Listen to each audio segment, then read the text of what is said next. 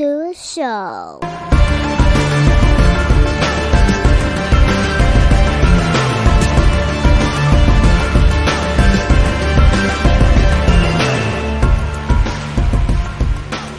What's up, everybody? Welcome back to another episode of Off the Mats Podcast. And this week on the podcast, the last few podcasts have been kind of an alternating door, whether it be jiu-jitsu or mental health or just nonsense. I like to be silly sometimes. I want to come back to jiu-jitsu and a little bit of nonsense and silly because we're versatile here. I think that's the right word.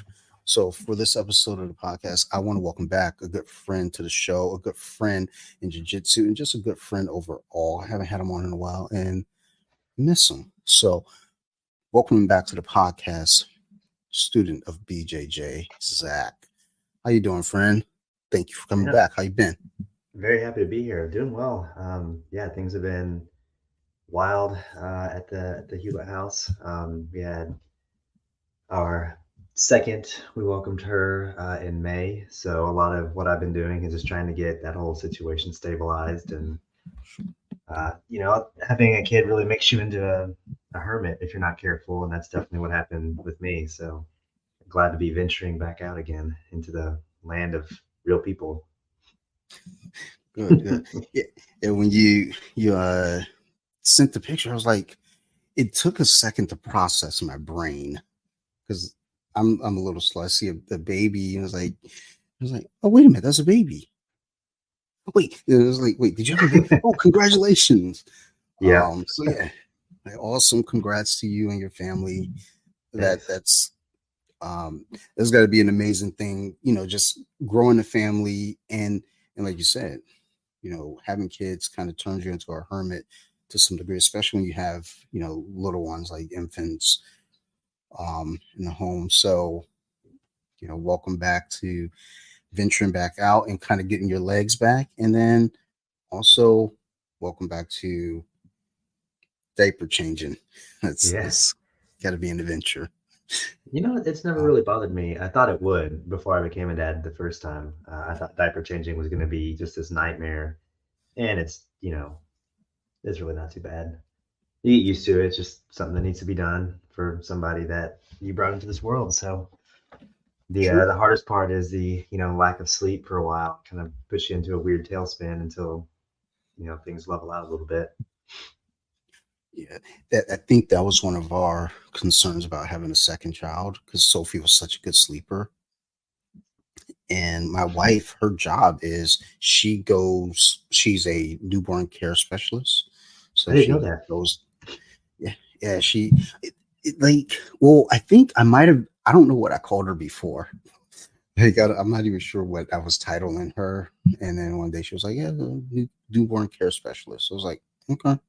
Sure. So she goes to people's homes with infants for several weeks and helps them develop a sleep pattern for the babies. Nice. And takes care of them in the night, which, for her, like I told her, I used to work nights. I was like, man, night work it's not easy. She was like, I'll be fine. I was like, are you sure? I was like, yeah, I'll be fine. And then, part of our discussion about having a second child, she was like, basically, I don't want to leave you home, with, a second baby to deal with that. And I was like, well, by the time a second baby comes along, the other one's going to be older. Yeah. So I wouldn't have two infants, but I get what she's saying. And then also, again, I feel like very lucky because Sophie was a very, very good sleeper. And he was like, I don't know what that second one's going to be like. That second one might actually exhibit more Dante characteristics and be like, let's party all night. Let's party all night. I know a lot of people that got lucky on the first one and decided to just go ahead and swing the bat for the second. And they realized it wasn't all what they thought it was going to be. Yeah, like for us, it was just because we talked about it. It was like Sarah's first pregnancy, everything was great. Like we were like, dude, if this is how it's going to be every time, let's have 20 kids. let's have them all. But then when we started thinking, I was like, I think we got a little lucky. So let's just chill out. Just be cool. Let's not make any crazy decisions until we really thought about it. And we was just like, you know what? Let's, stick with what we have for the time being. And now as my child is 7, and I went to check on her before we started recording, she's in there partying. So she was a good sleeper as a baby, but now as a 7-year old, was like, honey bunny, it is late. Like I can't get my brain to shut off.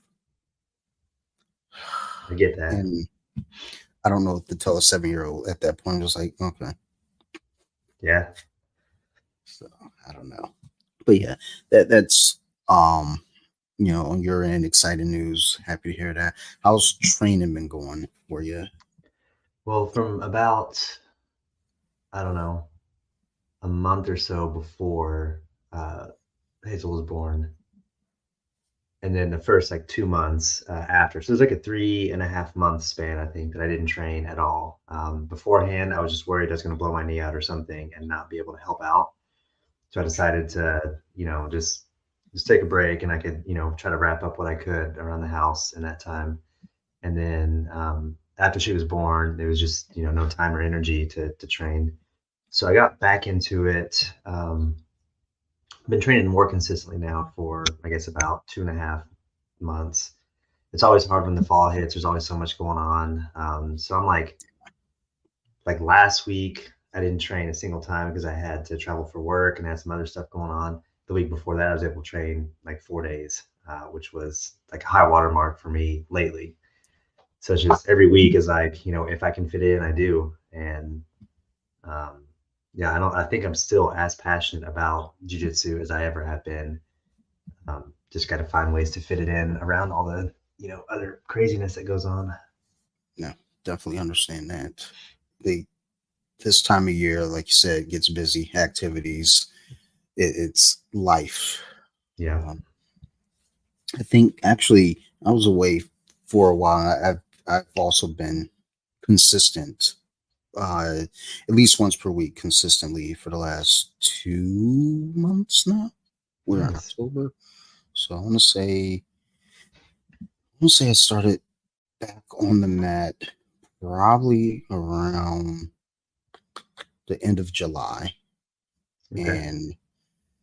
and I've been feeling pretty good. But since I'm only doing it once per week, I'm back to only Saturdays again, and now we're down to one vehicle. People out here in Anne Arundel County, Maryland, love the run red lights. It's like it's a sport to them down here. So it's like they see a red light and they're like, "Oh, I can make that." It's like, it's red. You can't make that. That means stop. But they just go. So they hit my wife's car, and Oh my God. it it like it's a weird one because like everything was fine, everyone was fine. Um, she had a small case of whiplash. Um, and the car seemed like it was okay. The mechanics were like, "Look, we could repair this, but you've also got over 200,000 miles. So Yeah. the choice is yours." And the insurance was like, "Look, I'm gonna give you a bunch of money. Just take the bunch of money and and go." So right now we're using like my vehicle is the only vehicle in the home. So most weekends I'm free to train, but the last 2 weekends, Been booked up. they're, yeah, they're like, "Hey, we got these activities." I'm like, I could catch an Uber, I could jog, and everyone who's training is coming from the opposite direction. So I was like, Yeah, I can't you know, carpool. yeah. So I'm just like, you know what? It's fine. It's the family compromise. Yep. On Saturdays I train twice a day. So and they're they don't ever pitch any complaints about it. So you know just you gotta you know be fair on both sides of the table. So Yep. You doing all gi or have you mixed in some no gi?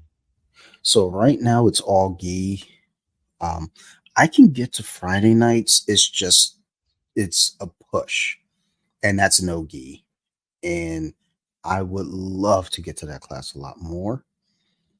But I did see on the schedule at one of our other gyms that they have a no gi class at 6 p.m. on, I want to say Monday and Wednesdays. It's the only concern to me is with my new work schedule. My work schedule has affected my wife's work schedule, where again, she works at night. So it Yeah. used to be she didn't have to be into work until about 10 o'clock. So she could leave at about 8:45, get to work on time, no issues. Since I now need to leave for work in the morning by 7:30, she has to leave here. Like she starts with the families now at around 9 o'clock. So she can get a full night in as well. So she has to leave here about 7:30, 7:45. So trying to kind of measure that time of okay, if I go to class from 6 to 7, and then I still got like a 30-minute drive, depending on what the traffic's like. So it's like kind of back to where I was at my at our gym nearby. So I I think what I might start trying to do with that is maybe one of those two classes. Just come home, grab my daughter, and then like, oh wait, never mind. Well, once we get the new car, come home, grab my daughter, and then just kind of do the 6 to 7, Yep. and then at least because I do like no gi. I started no gi, and it's weird because I got so used to the gi, and then I was like, oh, I don't want to ever do no gi again. And now I'm like, now that I've committed to the ideal of like gi or no gi, I'm always going for the Kimura. That grip is just life. So now I want to get back to no gi to I feel like also the Kimura, like just that grip in general, is a lot more inviting in no gi for me because with the gi it bunches up around the arm and Yeah, sometimes it's easier to get it because of less friction. yeah, and I'm the sweaty guy, so even in the gi, my gi like on Saturday my gi was drenched, and someone had like I had them in the Kimura, but then they started turning and it kind of started to reverse on me, and I was trying to pull my arm out.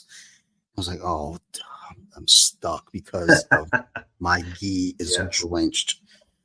So I want to get back to the no gi for sure. But right now it's just gi 2 times on Saturdays. One's a regular class, and then the other one's a private lesson actually because I felt like after COVID and coming back to the mats, I didn't feel like I felt like I was a fresh blue belt. I was like, I know jujitsu, but I don't know it. So I sat with my coach and I was like, look, I just want to go over just kind of a system, like a game plan for me, and just and that's where the Kimura comes into play. So basically, home base is always Kimura. No matter what we're doing, we're getting to the Kimura. We're going from knee cut. We're working a side control to get to a Kimura. We get your back. There's going to be a Kimura there waiting for you. Like that Yep. grip is going to be home base no matter what. Turn it to an armbar, turn it into omoplata. So that is the ideal right now. But yeah, with you, I saw a while back what you got a stripe on your brown belt.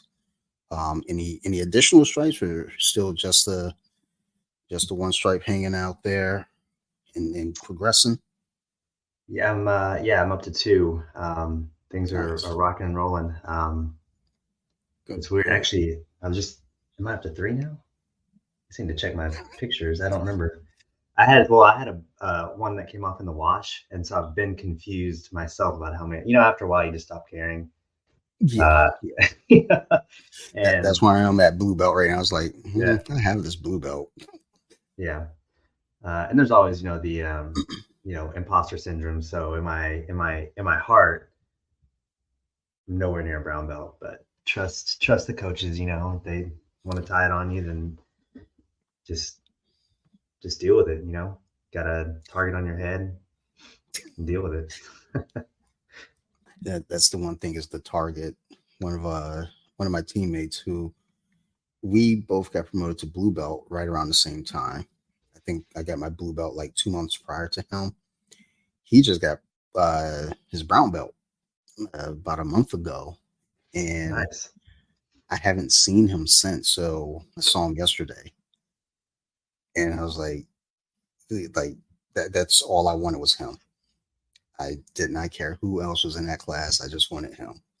And after he armbarred me 3 times, I was like, okay, maybe I don't really want you, but I have to roll with you because we Yeah. came up together. And I can brag about the fact that he saw me rolling with someone else. He was like, "Why are you letting him get you in the triangle?" I was like, "I'm not worried about him in this triangle. You see my stocky neck? They can't choke me." So he shot for a triangle, and after he couldn't get it, he armbarred me.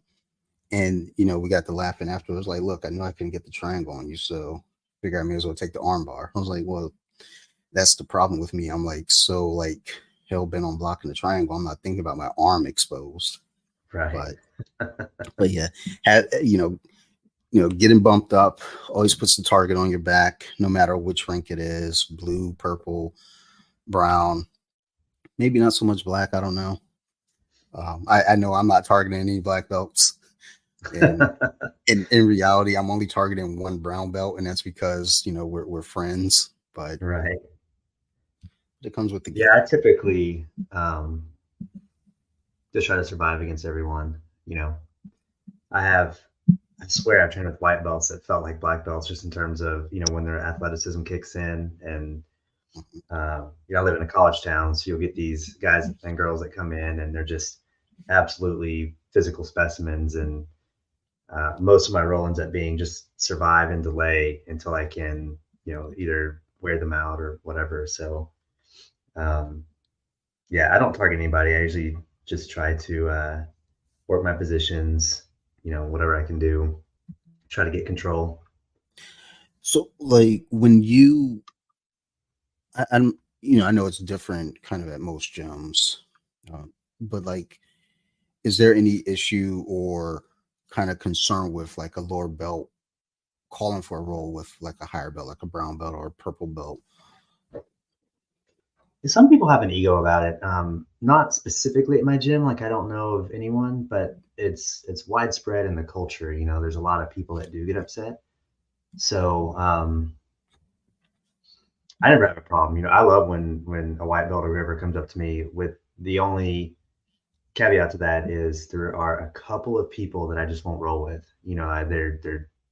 They want my head and Yeah, they are willing to break me to get it, and I'm just not. I'm late. I'll be 38 this month. I have 2 kids and a full-time job. I'm not trying to get my arm broken because somebody just wants to beat, the local brown belt or whatever. yeah, So there's a few people that I will, just explain to them like, I'm sorry, it's not worth it to roll with you. Um, but in general, yeah, like I'm down to roll with anyone. I love rolling with, um, people that are a lot smaller than me, just because I have a chance to really work and focus on technique. They tend to be a lot faster. They tend to be a lot more slippery. And I love training with people that are a lot bigger than me because that's what we all want to train for is a bigger opponent that comes at us. So um, white belt to black belt at any size, I don't really care who asks if they want to roll as long as that's all it is. It's a good fun role, and it can be competitive as long as it's in control. I want to be able, if I get into a bad position, I want to be able to trust that the person's not going to just take the arm home with them or whatever. So, and no, that's the important thing to me. definitely. Yeah, I've been seeing that come up a little bit lately on social media, and it's been kind of 50-50. I've been seeing I've been seeing a lot more of it on the other side of saying basically, you know, there shouldn't be any ego about it. Just roll with people. Don't be afraid to ask someone to roll. Whereas, for a while, I was seeing, a lot of things like talk about rules of the mat, don't ask a higher rank to roll, things like that. And I don't know, it was just a weird thing, to me thinking, would assume with certain respects to it, like if you're a white belt and you want to roll with a black belt, don't like be disrespectful about it. But I've always felt like, as long as there was like a respectful way about going about it, like just, friendly, like, hey, would you like to roll? Got anyone? Because I don't know, for myself, I've never thought of, anyone that's ever asked me to roll, or, me asking anyone to roll, that there's any disrespect to it. And yeah, there are the roles that you want to be safe about. There's some people, it's just like you get people, like you said, that want to, they're just out there collecting trophies on the mat. And then there's some people that just, they're new, they're maybe a little unsafe, but they're strong. And Yeah, yeah, that's always my concern. I love rolling with the bigger guys in the gym, mainly because it's forcing me to work on defense. Um, but sometimes you encounter, there's a white belt, fairly new, but you could tell he has some grappling experience, and I was coming off a groin injury. So, trying to get back to the safe space of guard was kind of a no for me, because if I get him back to guard, he's going to try to just break through it. And I've got a groin injury. So I was just like, you know right. what? Let me just get to guard, but kind of play open guard a little bit. This dude was just so strong, but reckless, to the point where I was just like, okay, I'm just going to let this guy get side control, because it I've seems done like that he more than doesn't. once. Yeah, he didn't know what to do from there. He just had side control, just holding. I was like, okay, I'm just going to let him get here, and I'm going to kind of work to half guard a little bit, and then try to get up to a knee tap sweep, or even like kind of a pass over and get to his back.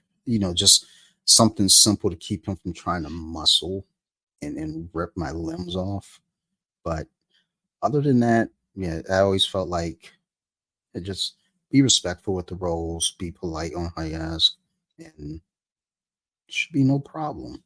Yeah, that's right. I So mean, I'm trying to do this when I'm 60, 70, 80 years old, and I don't need a lingering shoulder injury because somebody just wanted that tap. So it's not even, it's for me, it's not even like a polite issue. It's like, how dare you issue? Like I'm a person with a goal, with goals in life, and you are literally coming to class trying to take that from me. And mhm, that's not even an issue of politeness. That's an issue of like common decency. Like how can you train for the next 20 years when your goal is to damage every training partner that you have? Like, it doesn't make yeah, sense. I don't understand the mentality. And if you need to start training hard because you have an event coming up, a super fight or a tournament or whatever, like fine, communicate that, but pull your punches at the very end. Like if you get to the armbar position, then you won. Basically, like in your own mind, you should realize like you won. And if you want to work on the final, last mile, then do that. But you still don't have to like break the arm in order to get ready for a tournament. That's ridiculous. yeah, I definitely agree with that.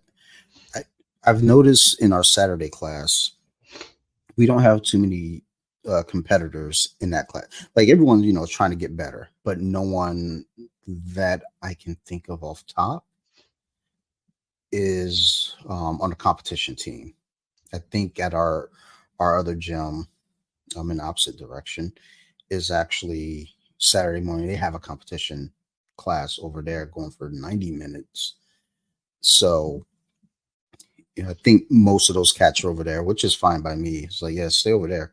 Like, sure, we'd like you to come here to give us a push every so often, but nah.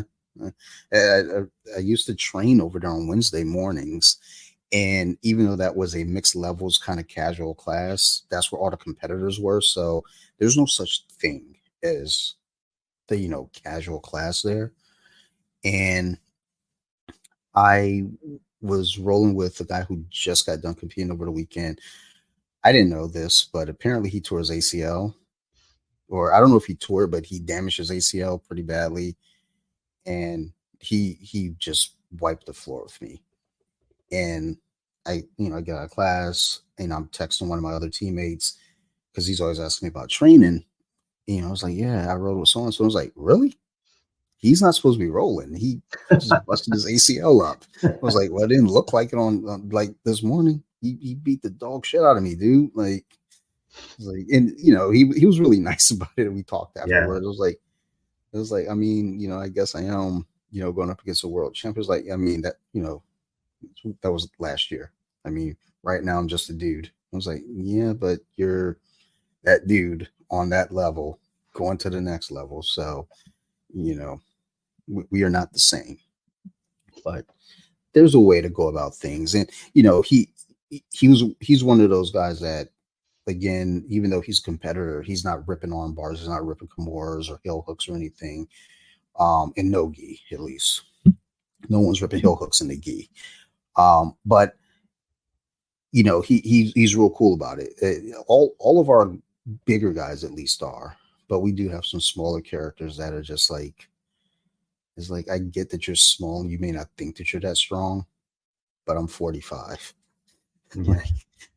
Like, my joints aren't that strong either. So that Kimura that you just pulled, it hurts And it will a lot. hurt tomorrow. Yep. I mean, like, something's going on with my right elbow. And then granted, this is my fault because I didn't tap. I did fight out of the arm bar, but later that afternoon, I was like, huh, my elbow feels funny. And it's been feeling funny ever since. That was 3 weeks ago. But, there is the responsibility too of like knowing it's like, hey, this guy kind of rips those types of submissions, you know, tap before it even goes. Because there is a thing of like, you want to work that defense and get out of those moves. At least, I'm kind of stubborn and I try to.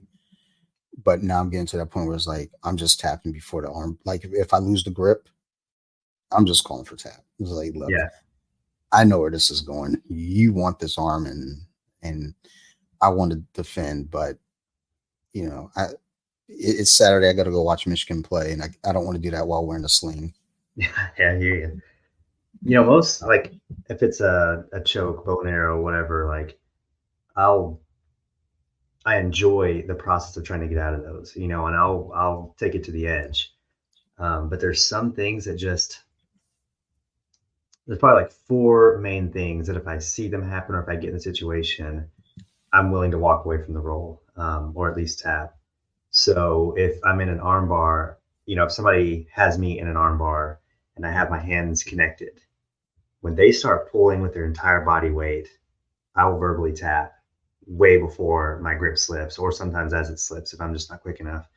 Because a lot of people don't understand how quickly that arm can flatten out, and they're putting all of their weight behind it. The same thing with a Kimura. If somebody has you in north south or whatever, and they get that Kimura grip, and you're holding your hands or your gi or whatever, some people will just absolutely try to break that grip, and if the grip goes, the arm goes. So that's another situation where I'll usually just verbally tap because I don't have full faith in some people. There's some people where I'll fight it and I know that if I slip, they're going to be in total control at that point. They're not going to accidentally hurt me, which is great. That's the training partner that I don't care if they wipe the floor with me. I know that they're not going to damage me. They have that level of control. And then if I see somebody jump guard, I'm not rolling with them. Like, absolutely not. And I've told some people before, we don't do that. Well, like, yeah, I better not see you do it again or whatever. But at that point, I still like if I see them do it a second time, that's it. I'm never rolling with them again. That's just if you jump guard or if I see like a scissor, takedown. Oh, yeah. Like those are the four big ones. Like those are full 4 ways that I could end my jiu-jitsu career overnight, and I'm just not willing to deal with it. You know what I mean? Yeah, the jumping guard one is so one of our competitors won't before we were a different gym. We had like a smaller competition team, and one of our actually I think two of them get no one got injured in competition because one jumped guard and blew out both her knees. Oh yeah, that's the And thing is what? it can easily be one, but it can easily be both. Oh man, I'm just thinking about it now, and it just sucks. But Yeah. when I first started training, I remember she was just like getting back on her feet. So, she was still on crutches though. And then one of our other competitors later on, she had knee surgery.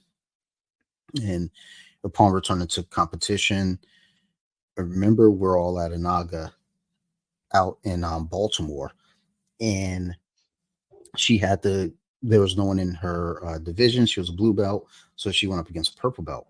And this purple belt jumped guard. And collectively, our entire team, you could hear us all just gasp. Fortunately, Oh, she the girl jump guard in our teammate, she just went, she dropped. She was like, fuck this. I'm not, going to stick around for it. I'm not trying to yeah. catch you or carry you away. And the girl was bigger than her too. That's what got us. It was like, come on, do you guys not know how to pull? Like Yeah. if you're trying to get the guard, just pull guard. The And uncontrolled body weight is the most dangerous thing in jiu-jitsu, in my mhm, opinion. yeah, I agree. I agree. But at like at our gym now, we primarily pull guard. Um, we have the occasional, we got a few wrestlers on the team. They want to shoot, get those points, and then work from there. When I was sitting with my coach and he and I were talking, he was like, okay, so one of the things we want to establish with you is, do you want to be a takedown guy, or do you want to pull guard and then work a sweep and then try to get back to the top? And I was like, at 45, I don't know that I'm really interested in takedown. So I'm just head up down is a lot. So I have them at Arsenal for sure. I got a few trips there. Single leg isn't hateful, but I don't want to get into a fight for it. So if I need to pull guard, and it's always funny because on Saturdays after class we have open mat, and you will all like start standing on the feet, and it's just funny because you got these guys. We all know what's there. We all know that we want to pull. So it's a matter of, and one of our coaches, he's always saying, be first. Yep. But when the other one, it's like, okay, who gets the grip and who does what. So then you get a lot of double pulls. Or what I do is, if I know you're going to pull, I just go ahead and let it happen. But because I know it's coming, I know to kind of catch you or kind of get my knee wedged in there, so that way I'm not fully locked in. But it's always funny watching, like, okay, they both want to do it. Who's gonna get there first, or Yeah. is it gonna get same time deal? And then if there's a tap, and then it's time for a reset. More often than not, we just start from the ground at that point. Like, look, we already know. Just let's start sitting down. Especially me. Like I'm usually the oldest one in the class, so I'm like, look, man, I'm not trying to do this. If this was if this was 8 years ago, you know, I'm all for the takedown game, but it's not. I think once I turned 40, I decided that the takedowns were not for me. I was like, I think I woke up when I turned 40. I went in and trained. I felt good. 2 weeks later, I felt every bit of 40. I was like, okay, It came this is for you what in the they do. night. Yeah.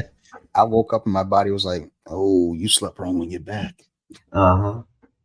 But, but hey, it's part of the process. It's like taking care of your body, and also, again, for our age, it's like just knowing, like, look, we want to do this for a longer time. So, you know, rolling with the right people, taking care of ourselves off the mat, whether it be yoga or, different dietary needs, you know, it's all the important things that we have to do to keep ourselves in this game longer.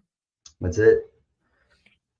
So you mentioned uh, not being interested in takedowns, and I kind of felt that way for a long time.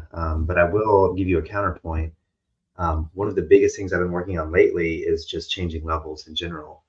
So if I'm down and I try a sweep or something that doesn't work, being able to wrestle up, coming up from the bottom, has had huge benefits for me. Hitting single leg, double legs, coming up from a failed dummy sweep or whatever. Just being ready for it. Um, and I've gotten a lot better at those primarily because I've been more aggressive with working takedowns.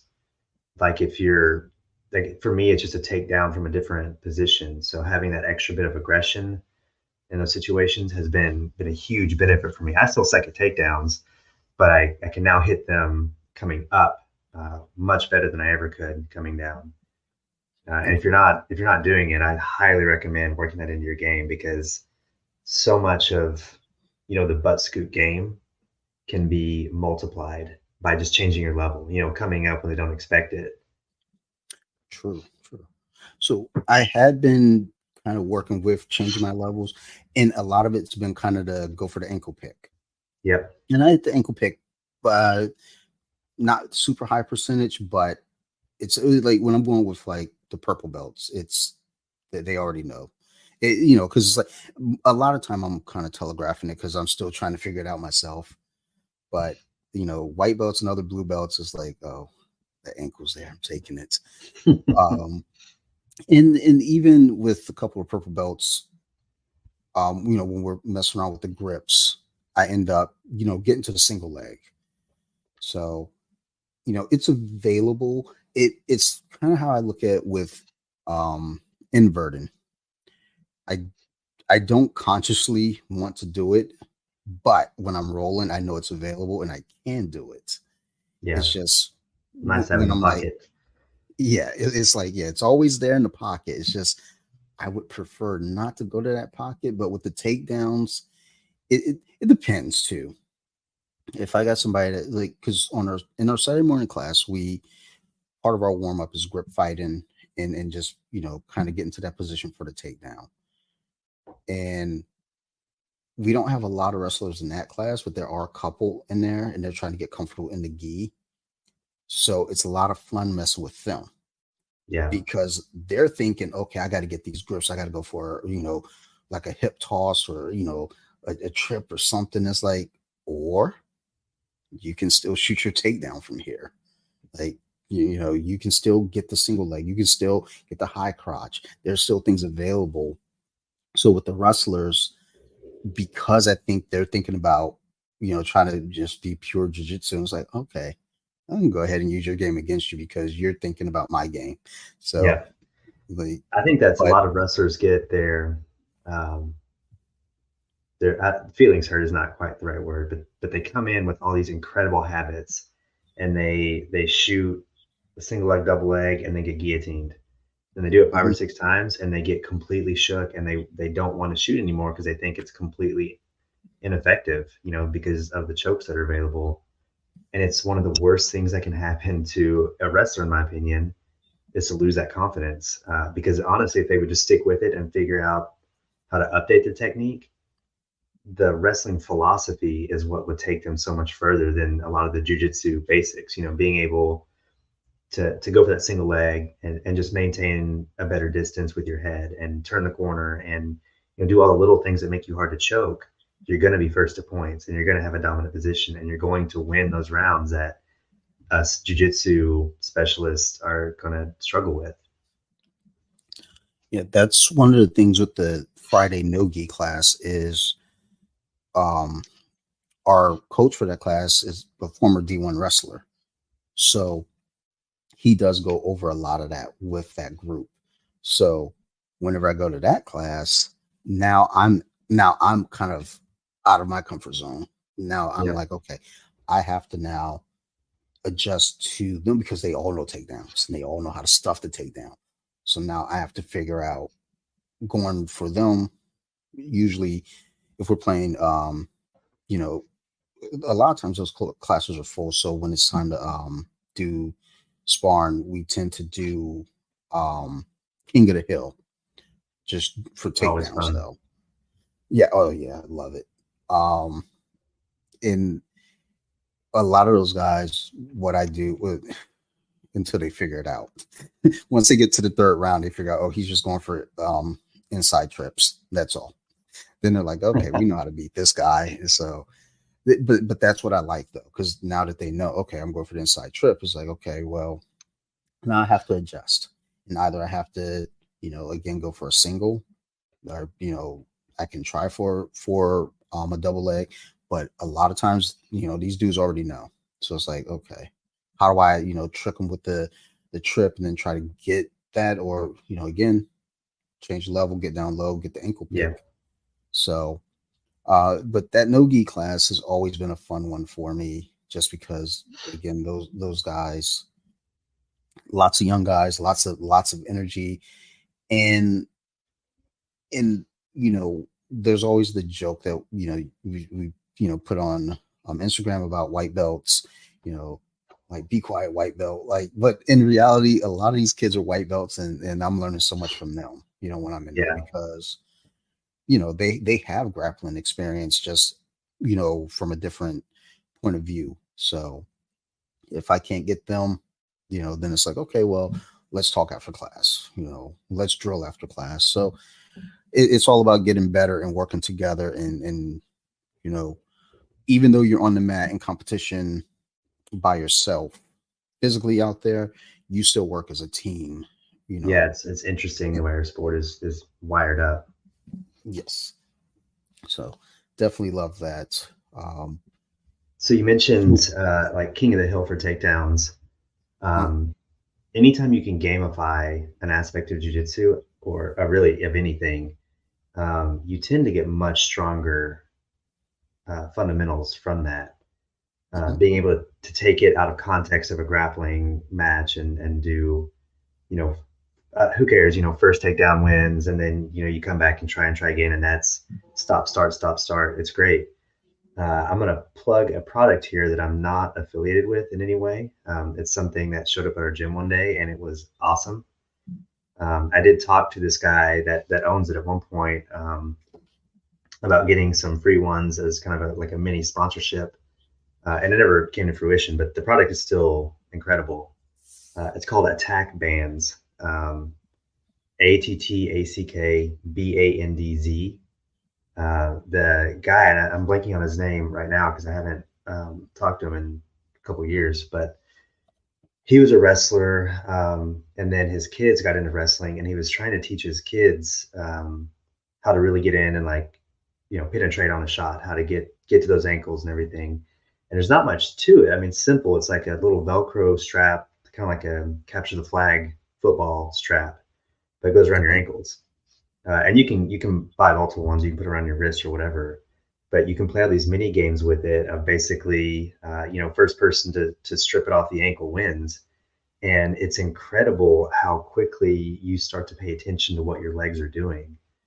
Um, so I got really good at defending ankle picks because of these things. We would play them in class once a week or something, and it just became muscle memory. Somebody would reach for these bands, and I would immediately sprawl, and I'd immediately like get out of the way, or I would tuck it. So if you're playing leg lock games, it teaches you how they start reaching for that leg. How do you get it and make it safe? At the same time, how can you also be safe while attacking them? And it was just really helpful for getting those fundamental motions of takedowns and also, opening up some leg attacks. So if you get the chance, I recommend. We've got them in the gym. We love to play with them, and you can tell immediately rolling with someone afterwards that they've been drilling with them. Yeah, I'm looking at them here. I think I typed in attack bands, and it came up MMA, wrestling. Yeah, So yeah, I like these. I might actually get a set. Uh, talk to my coach on Saturday is like, look, man, like, can we implement these somehow, some way, even in the open mat after class? Because like I agree, yeah, it will force you to kind of pay attention to your footwork, things like that. So Yeah, it's so much fun. And the same thing, once they strip away from whatever position, you just restart. It's like a king of the hill that you get to stay in the whole time. yeah, And you learn about wrapping up, the single leg, the double leg. If you have them on both your ankles, it's really fun. We usually didn't have enough for everyone to have two, so we just pick an ankle, and that would be you know, our back ankle and our stance and everything. And we learn how to keep it that away. But it's really fun if you have it on both ankles. Really changes the game. yeah, we used to have a lot of different games that we had for the kids class. Um, just little games like what do we go? Is it Sharks and Minnows? Where you Yep. have like two or three kids in the middle, and then like all the other kids have to get from one end to the other, and those three have to pick someone for the takedown. But we only did like crawling because I think we learned once we let the kids run, They got and speared. yeah, so that was I think that was maybe my third time like kind of ahead in the class. Like coach was like, all right, Coach Dante, pick the games. And I only knew two games, and that was the easier of the two. I was like, okay, let's do Sharks and Minnows. And I forgot to say, from crawling, like, baby crawl, or just the two knee crawl. And then we or the bear crawl. And I kind of feel like the kids kind of set me up because these were the older kids. They're like, the 8-year-old, 10-year-old kids. They knew the rules. They know the rules. So when it was go time, they're like, and you can see a couple of them kind of hesitantly standing up, like, okay, I Yeah. said go. You just see them like full steam ahead going. And just spear like, and the walls are reinforced, so you got kids Oh, like cross checking against the wall. I was like, oh no. I what was have I like, done? and like, I'm already like nervous in front of the parents because they're sitting there, they can see it all. So I was like, okay, everybody stop. Bear crawl in, baby crawl. That, like, we're not running across this gym. And it turned out to be great.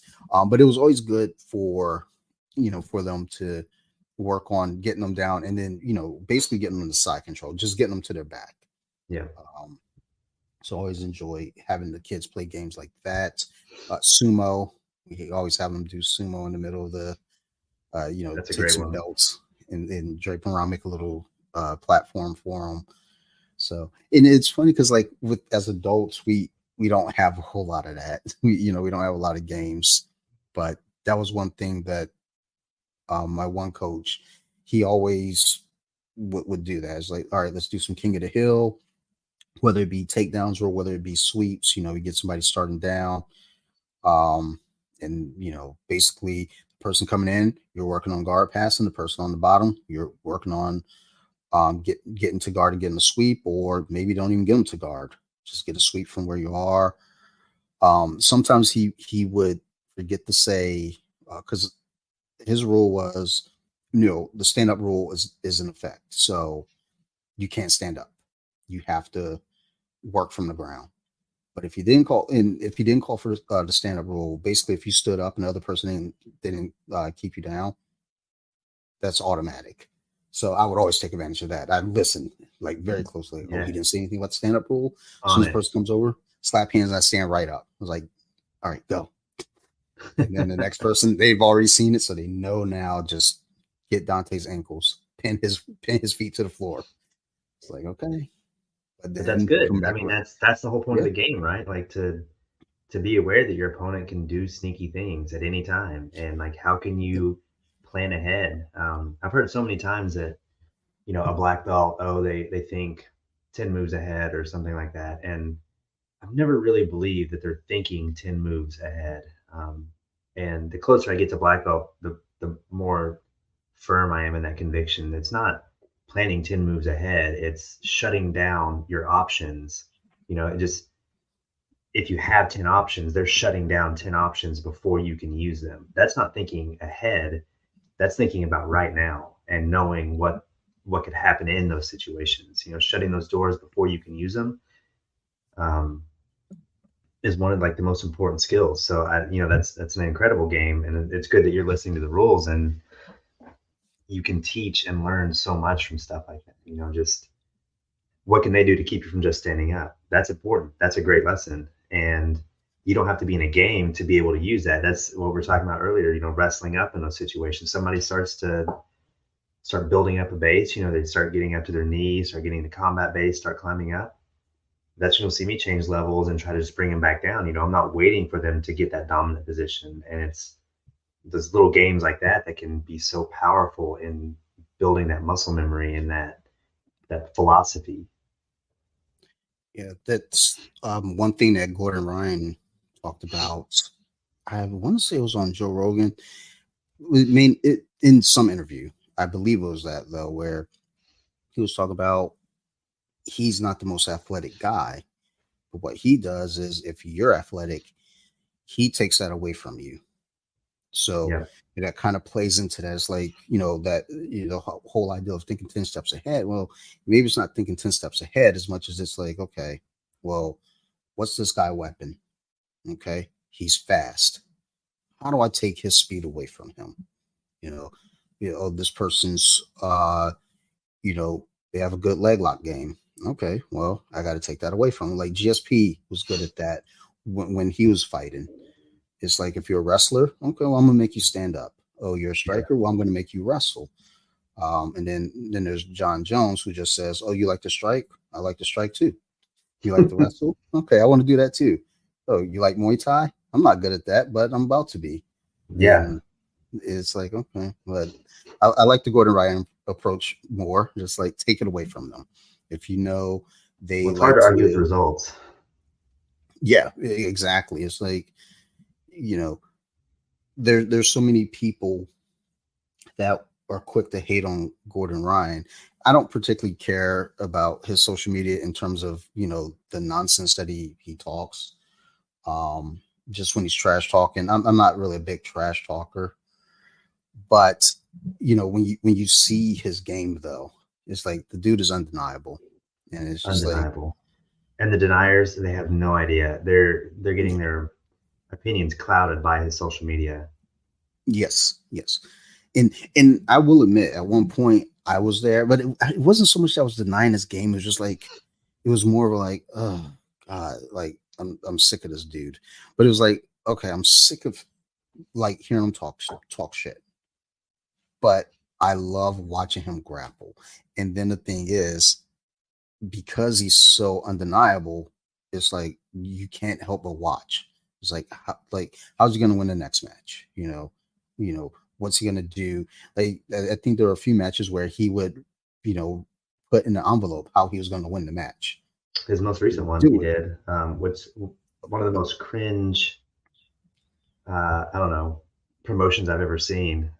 But he called his armbar over his win against who he just fight. Mm, Gordon Ryan is just absolutely incredible. The one, well, the one, I guess there's two things that if I could, I would change about him. One is just his social media presence. I think he has the potential to be top level, but I think he has a huge following despite his social media, not because of it. yeah. And I think he'd be actually much stronger if he would just modify his strategy on social media a little bit. Um, but two, I would love to see him take some shorter format rounds. He's the master of the no time limit match, and he's able to just completely wear down his opponents over 15, 20 minutes, which is a great skill. But I would love to see him do some 5 or 10 minute matches to see what he can do when there's uh, more pressure. If he doesn't have time enough to really grind down his opponent, and he has to be more athletic in the beginning. I would just love to see him step out of his comfort zone for some of that kind of action. Well, that's kind of a thing I think about too with him is like him saying that he's not the best athlete, but it's like in a lot of ways, it's like you don't necessarily have to be the best athlete, and he's shown that you don't have to be the best athlete, but it's like he can outlast, like he can frustrate you, he can wear you down, and that's part of the game too. But it's like if you have a change of pace, if you have the shorter rounds, you know, what are you doing there? And I'm sure he's a smart enough guy. There'd be some sort of game planning for for the shorter round where it's more of a be first, get there first, get to the move and finish this off quickly. Um, it would still be interesting to see though. I was just Yeah. looking at his record here and just as I'm like scrolling through, it's like, geez, Louise, like this dude is just it is like the Wheel of Fortune, or not Wheel of Fortune, but the Price is Right wheel. As I just rolled it, it's just win after win after win after win. It's like, okay, like where's the last loss, dude? Yeah. It's been a minute, but it's fascinating just seeing this guy grapple, just even watching the instructionals, just there's a presence about him where you don't get that social media arrogance from like all the other things that you see him in. It's just it seems like a really really nice guy. Um, what's the I can't remember the podcast now. The Jiu Jitsu Happy Hour. Okay. Stephanie and Michelle. For BJJ for the culture and Baby Assassin on Instagram. Um, I believe one of them said they had been out to dinner with him and his girlfriend, and I think it was like a group thing, and they said he was like really really sweet, just like the nicest guy. And it's like it's always weird when you have that, like Kobe Covington. You know, it seems like the same thing. Everyone says like he's like the nicest guy, but then you see the on-screen personas or the social media personas, and it's like it's off-putting. So I don't know. Yeah, if I had to say, if I were his publicist, I'd be like, hey man, you don't have to always talk trash on the interwebs. You can actually just let your winning do the talking for you. But I guess to some logic, that's how people make money though too. It's like if you're talking trash, people are paying attention. But I feel like people would pay attention to him even if he weren't. Yeah. I don't know. You just never really know what's going on behind the scenes, and it's not just in grappling, but like every sport. You have two fighters that start, mouthing back and forth and talking trash about each other, their families or whatever, and then after the fight, they hug in the octagon or on the mat or whatever, and it's like, okay, so this was maybe they said some really upsetting things, maybe some hurtful things, but in the end, it was a show that they're putting on. So Yeah. you never really know. Gordon has talked at length about how he wants to fight and how he's willing to put up the contracts for all these people, and they keep turning him down or not responding. And then you hear some other sides of the story that say, well, he only wants like a no limit match, and he has these very strict things that he wants in the contract, and it's like he's not willing to budge on those. It's all rumor. You never really know. But are people afraid to fight him, or they're just not willing to fight the way that he specifically wants to? Yeah, that's. I think that's where it does get a little weird, and I don't know. Like, however it goes, though, I mean, it's still fascinating, to see him even within his own set rule set. It'd be like you said, it'd be nice to see a different format, though. Let's see shorter time limits. I mean, hell, let's see him in the gi. And I know a lot of people have the thing about, well, the gi is boring, the gi is slow, and da da da. It's like there's some exciting. There are fighters that can make a gi match really exciting. Lelandro Lowe, watching his gi matches, exciting. Haja Gracie, exciting. It's like, it's not all universally slow matches or boring matches. It's like my science teacher once said to me, not to me, but to the class, like with science, there's a lot going on. And if you're in the know of what's going on and you're passionate about it, it's interesting. He used pro wrestling as an example. It's like there's a lot going on in the match that, if you're not a fan of it, you just see people running around and fake hitting each other.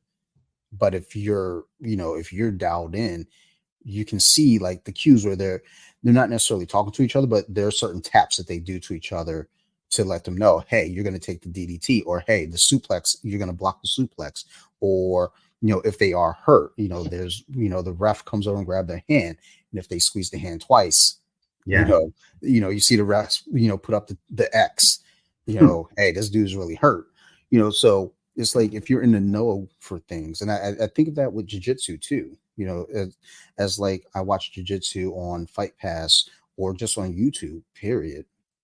And my wife, she'll sit there and watch it, and she's trying to be interested.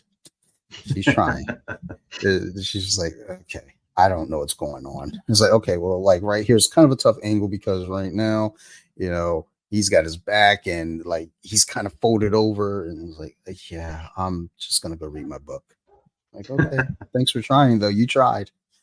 I'll watch the Hallmark Channel with you next week. Yeah. Try. Um, so I used to have a coach when I was training out of Little Rock, Coach Billy Robinson. He since passed away, but what an incredible story. He fought at the Snake Pit, catch can wrestling in London. Um, when he came up, he trained with incredible people. He trained all over the world. He was a legend in his own right. And I just got lucky enough that he was, in his sunset years, a volunteer coach for catch wrestling at Westside MMA in Little Rock. And God, such an interesting person. Um, and he wrote a book, or had a book. I guess somebody wrote a book for him, called Physical Chess. And after he passed away, and I kicked myself for not buying this book while he was alive and getting it signed by him. But Physical Chess, he talks about his experience in the snake pit of um, this incredible catch wrestling sport. And I don't know if you've really had much dealing with catch wrestling, but the philosophy is like the fundamentals. What used to happen, you would have these folk wrestlers, these people whose job was to wrestle, and they would travel from town to town, both in the Americas and in England specifically. And they would show up in the town and they basically throw a hat on the ground and they would wrestle any and every person that would put money in the hat, and the winner take all. And it was in the best interest to be able to beat somebody efficiently so you could have as many fights as possible. And if you're a 170-pound person and the 230-pound farmer shows up, you want to be able to beat them every bit as quick as whoever. So they have a lot of interesting submissions. They have a lot of very interesting positions.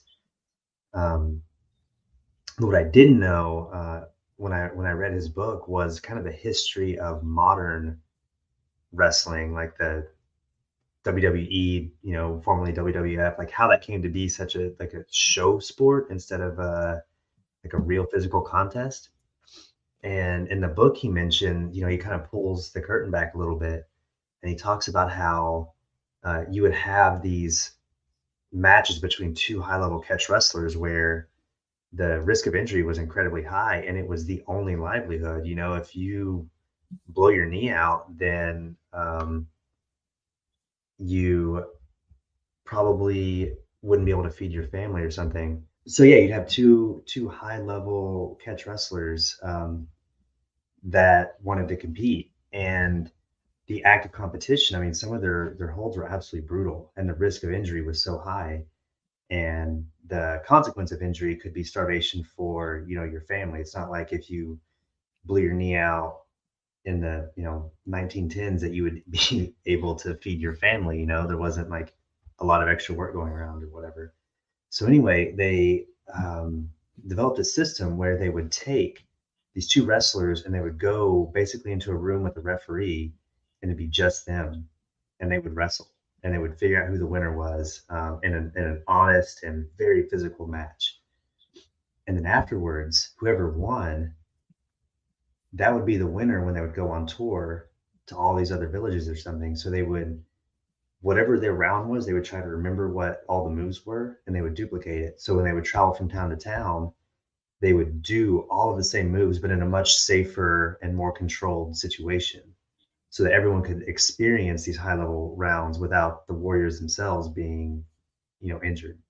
And at some point later, they may have like a different round and redo it.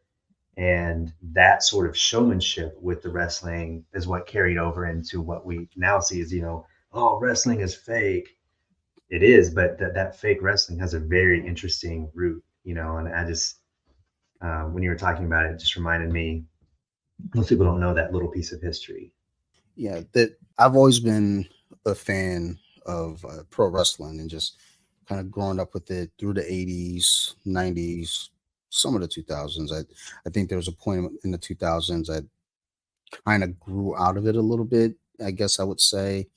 I think a lot of guys say they grow out of it, but I think what it is that the show changes. So, like, I don't recognize these names. I'm growing out of this. But Yeah. what it is just, you don't recognize what's going on. But um, I've started watching more now. I think because it's on the Peacock app, and I think it's coming to HBO Max, stuff like that. But there was an interesting thing that came about. I want to say I was listening to a documentary, and someone had pointed out that they kept calling them stunts, and you see the ladder matches, and just like guys jumping off high platforms into tables, and I started thinking about them now as stunt people, and it's changed the way that I watch this now. Versus thinking like, because I don't know when it clicked in my head that it was fake. As a kid, you watch it. And I think there was one day, uh, Bobby Eaton showed up to a program, and he just got jumped. He just got attacked, but there were no bruises on him. Remember, thing is like, you just got beat up last week, dude. Where are your bruises? Yeah, for And I sure. had to been like 12, maybe. Yeah, around that age, 12 or 13. I was like, wait a minute. And there was still this part of me in my heart where I wanted it to be real, but it's like, you know what? I, it's entertaining. But now thinking of them as stunt people, stunt performers, it's like, okay, this is a whole lot more entertaining now because I'm always interested in seeing, you know, the crazy stunts and seeing them being done safely. Yeah. That's the key. Um, when Logan Paul he did a move at WrestleMania. He and Ricochet, they jumped from the ropes, like they're on opposite sides of the ring, and jump from the rope and like collide in the middle. And you can't rehearse that. So that was, Yeah. we got to get it right. We have to get it right. And when you see things like that, there's a new respect for me, at least. I'm like, dude, and when people, I think people get the idea of athleticism mixed up with sport and how a sport goes. Poker is a sport. I wouldn't necessarily say most of those poker players at the World Series of Poker are athletic.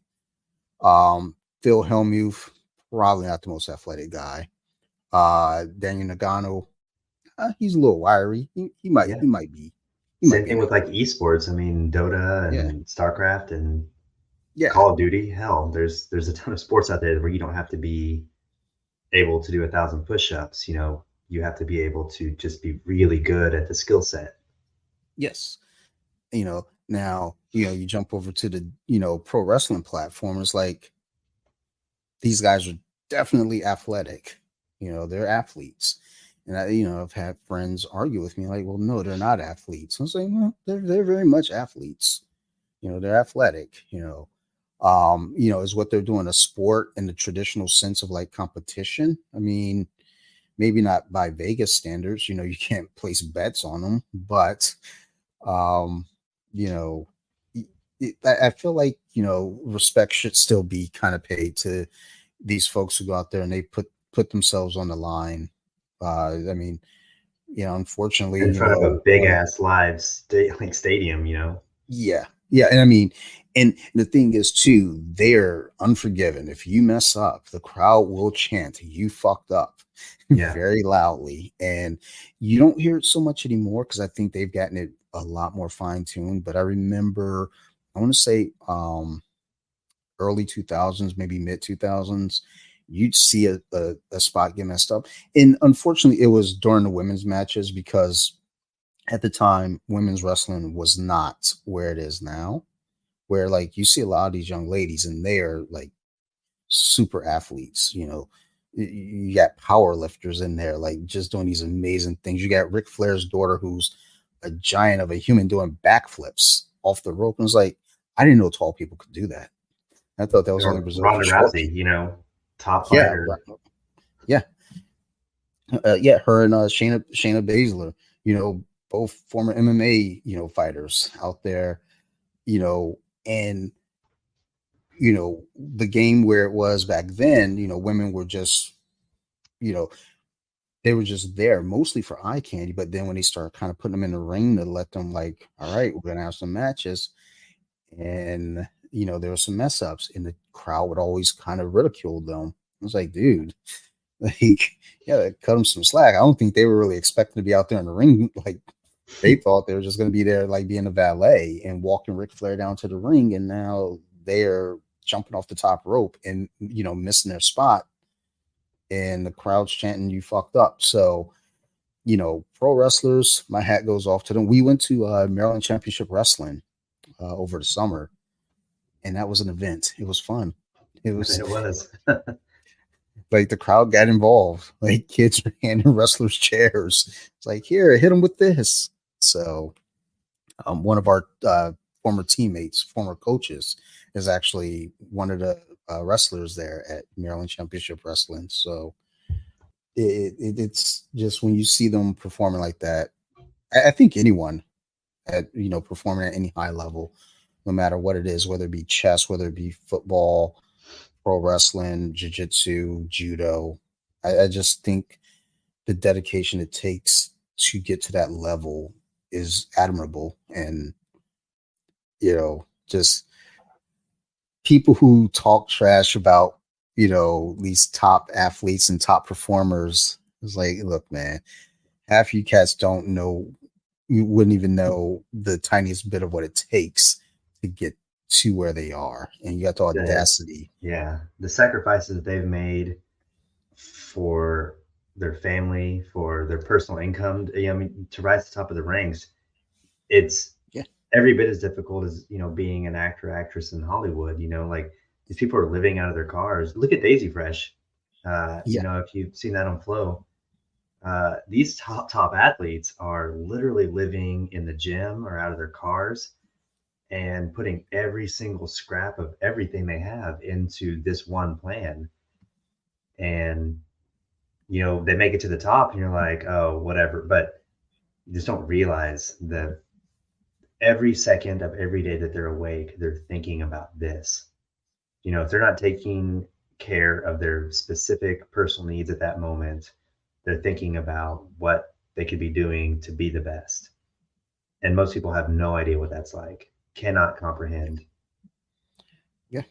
I mean, I can even, say from my own side of it, just trying to be good at like a single like sweep, the work it takes just to be considered like okay at it is so much. Now imagine, someone who can do so much, Gordon Ryan, Nicky Rod, you know, Henzo, Hodger, any of the greats. And it's Well, like, shit, you just saw Mikey Musumeci oh yeah, beat Aoki with an Aoki lock. Like that doesn't happen on yeah, accident. Like the that's work. intense dedication that he had to come out and do something like that, like people will never understand that level of commitment that he has. And his Yeah, his training regimen is insane. I mean, absolutely insane. He doesn't eat until like after dark. That's his first meal of the day. yeah. I wish I had his kind of discipline. And maybe it's possible. It's just you got to dial in, and that dude, he's dialed in. He and he also has a plan. He understands what he needs to do, to get where he needs to be. My buddy was over one night, and one championship was on, and Mikey was competing, and we paused the podcast. I was like, "Hey, stop, stop, stop! I got to watch this guy grapple." And of course, this is me who loves jujitsu, and I'm watching it. I've got my buddy and his girlfriend who they are clueless as to what jujitsu is, and they're sitting there watching. And I can't remember who was against, but he had the heel hook, and the knee was just shredded, but dude was Oh not yeah, tapping. who I can't remember who he grappled against, but that fighter's done forever. There's no chance of him ever Yeah, coming back. Every ligament in his knee destroyed from it was a Mikey lock. yeah, yeah. And he even Mikey said in the interview afterwards, like, yeah, I could hear his leg ripping like paper, Yeah, like he wouldn't tap. And even with that takes a level of just insanity for one, but also just dedication to, like, look, I'm not tapping. I don't know. Again, I'm 45. I can't be committing to that. Like, you get me in a competition, and you get, like, if you're going for a choke, sure, I'm going to try to work my way out of it, because the worst that happens is I go to sleep. It's probably not the best for the brain, but that should be okay. But if you shatter my arm or shatter my shoulder on the Kimura, I'm not that committed. Like, yeah, I can't work the next day. So, but it's just, you get guys at that level. You look at MMA fighters. It's just like what they put into it, and you know, even not even at the championship level either. That's just to get on the stage. just to get You on know, stage. so it's incredible. And thinking about it at times, I'm like, you know, there's always that thought, man, I wish I would have started when I was younger.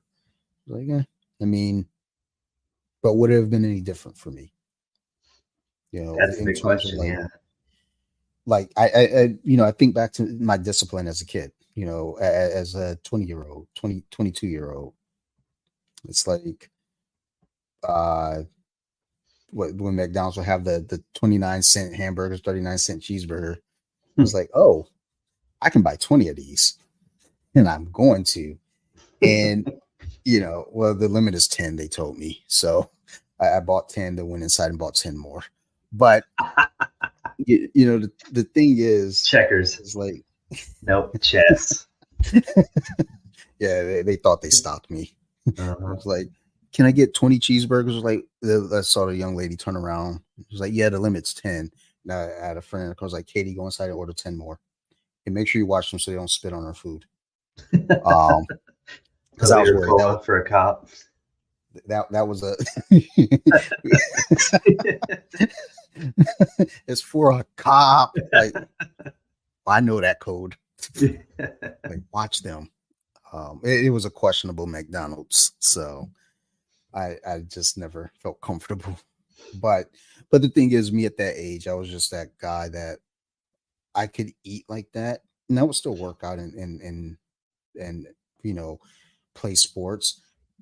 But the question is, okay, if I found jujitsu when I was 22, knowing that I could get away with eating like a slob, and I worked out hard.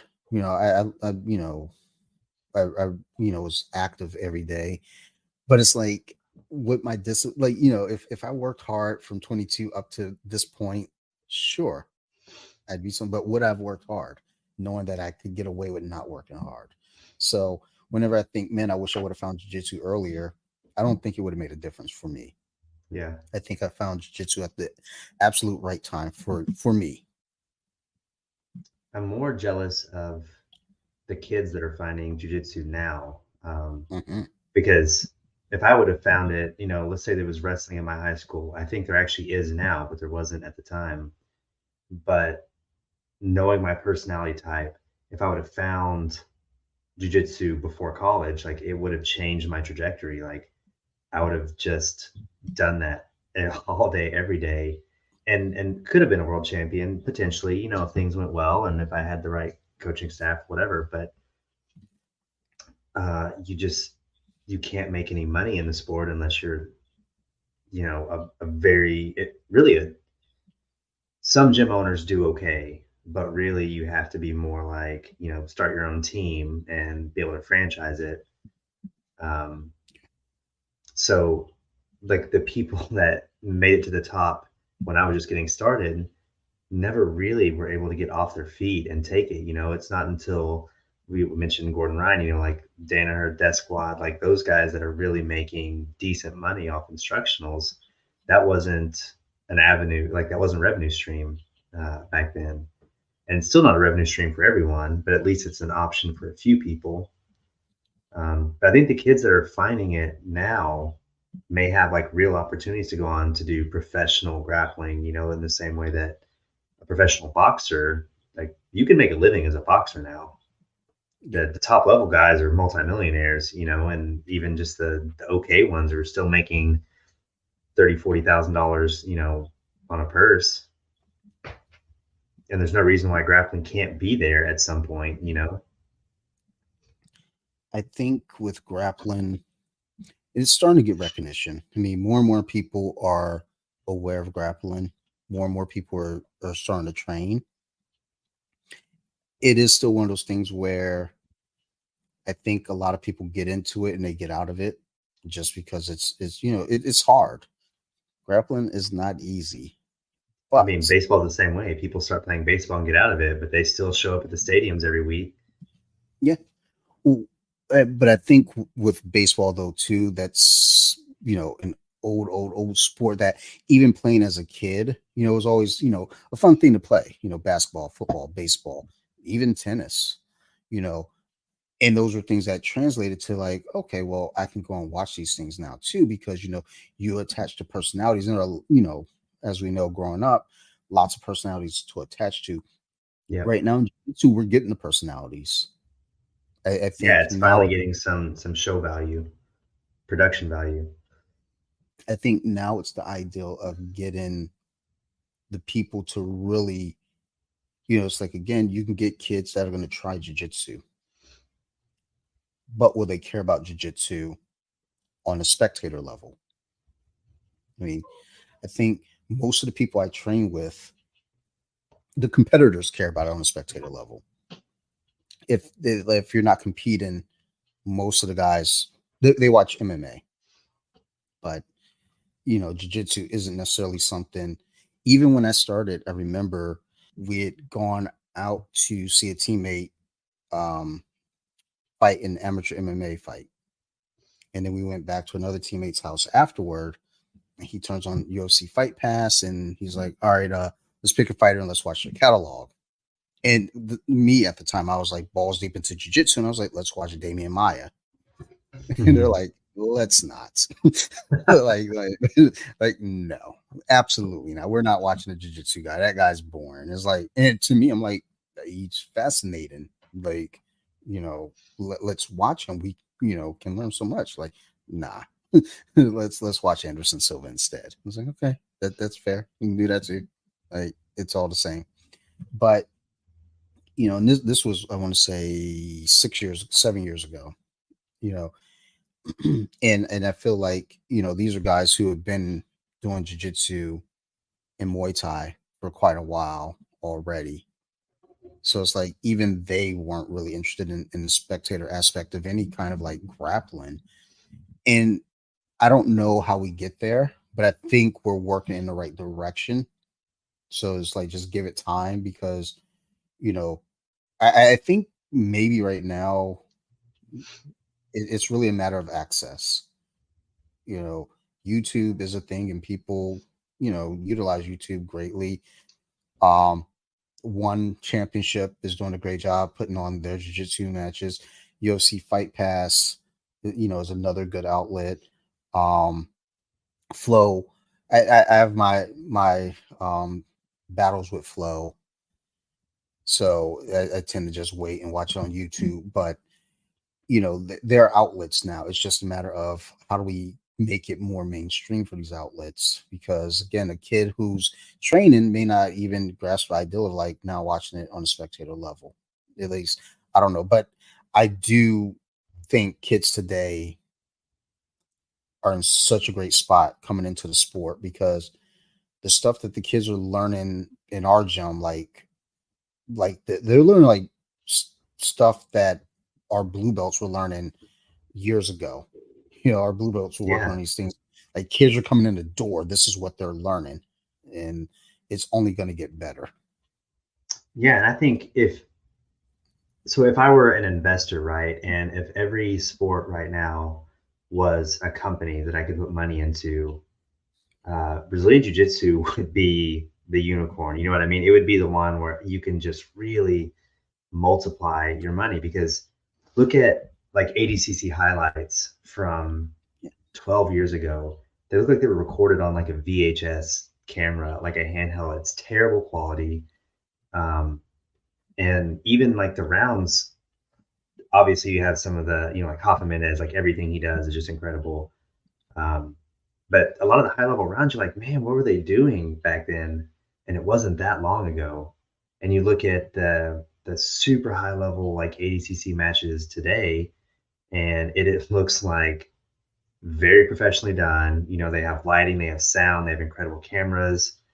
Um, the level of jujitsu is just blows that away. Like any bronze medalist from today could beat, most gold medalists from back then with a few noticeable, exceptions. But um, with how far the sport has come in terms of production value, along with, us finally finding some rule sets that make sense from a spectator point of view, like I don't think we're ever going to see a high level gi match top, like UFC card. It's just not, but like the no-gi stuff is so much more exciting. And with the right rule sets, any casual observer can have a great time watching it. And I think people are starting to become aware of that. And so you have one, like people dumping a ton of money into finding just what is entertaining about jujitsu and really like stressing it. And then you have also all these celebrities that are starting to get involved in jiu-jitsu, and you see every now and again an Instagram post where somebody you didn't expect got their blue belt or whatever, like Russell Brand or like Ashton Kutcher or Demi Lovato, and all these people that you see that are just gently spreading the word of jiu-jitsu. And then you see somebody like Mark Zuckerberg, who is inviting Mikey Musumeci out to his boat to grapple, and all these other UFC fighters, and just like it's incredible the radars that it's on now, and there's still so much untapped potential in it. Yeah, If I were an investor and I could invest in it, like that's what I would do, and that's what I've been doing. I found something I love, and wow, it's incredible watching it grow to where it is now. And in the next 10 years, get ready, it's going to be very, very exciting to see the sport. that's something I think about when we go back to the UFC when the uh, Fertitas got involved. They had a bunch of money. They dumped it in. They were losing money. But they I knew. think that yeah, it was like it's only a matter of time. And I feel like part of the issue too is like, people are kind of, it's like no one wants to take the risk. People want the sure guaranteed money. I mean, UFC just sold for a bunch of billions. The WWE just sold for a bunch of billions. So these are things that they know. Oh, I'm going to put money into this. I know I'm going to make money back out of it. It's like, Yep. okay, well, I mean, jiu-jitsu can be that same thing. You just have to be patient with it. But I guess these days, patience is kind of a rarity in some cases. But I agree. In the next 10 years, you know, this sport is going to be moving so much faster and it's going to really take off. I mean, it's already kind of taken off. I mean, there's traction. It's just a matter of it, really going. You got, again, those personalities. The big personality obviously is Gordon Ryan. I mean, you got, you know, Danielle Kelly, who, she goes out there and she grapples, and she's on the one cars, Mikey Musumeci. you know these athletes who are really, really dedicated, and you know they have, you know maybe not like the grandest personalities, but I think that's what helps jiu-jitsu a little bit too, is you have these individuals that are kind of unassuming. Yeah. Look at Gordon Ryan, he's 240 pounds. That's a big fella. It was like, I see him, I was like, yeah, he would probably beat the shit out of me. But then I look at someone like Mikey Musumeci, and it's like, oh, that's a little fella. And then you see his work, Yeah. it's like, oh my God, like, teach me your ways. You see someone like Danielle Kelly, like this little girl. I was like, who's this little lady? It's like, oh my Lord, teach me your ways. And you know, that's just kind of how it goes though. And as this sport continues to grow, and as we get the younger generations coming up and growing, we got a lot of kids, hell, here in our area. Just, I got a message from my buddy who hosts Nerd Rage Radio. He was like, hey, one of the guys that he works with, he goes, can you put up this video of their kids? They train at this gym. I was like, that gym is around the corner from me. And I'm looking at the video. I was like, oh, their kid just went down to Brazil and won a gold medal. That is fucking crazy. It's like, That's okay, awesome. I'm gonna definitely put this up. And even though it is kind of a competition, it's a competitor to us, but it's like, you know what? I don't care. It's jujitsu. I want to Yeah. spread that word. And it is funny because it's like my coaches don't make a big deal about it, but it's kind of like just one of those like old things in my mind. I was like, you're a competitor. I should be promoting you, but it's like, I'm not promoting you. I'm promoting jujitsu. I want everyone to win. I want jiu-jitsu to win. And, just, seeing those kids doing well, and then, now seeing more content from that gym actually popping up on my feed, and seeing all of the kids doing well. It's like, dude, the future is now. So this is completely on topic, but it's going to sound like it's not. Um, in a previous life, I worked as a product development engineer for a furniture company.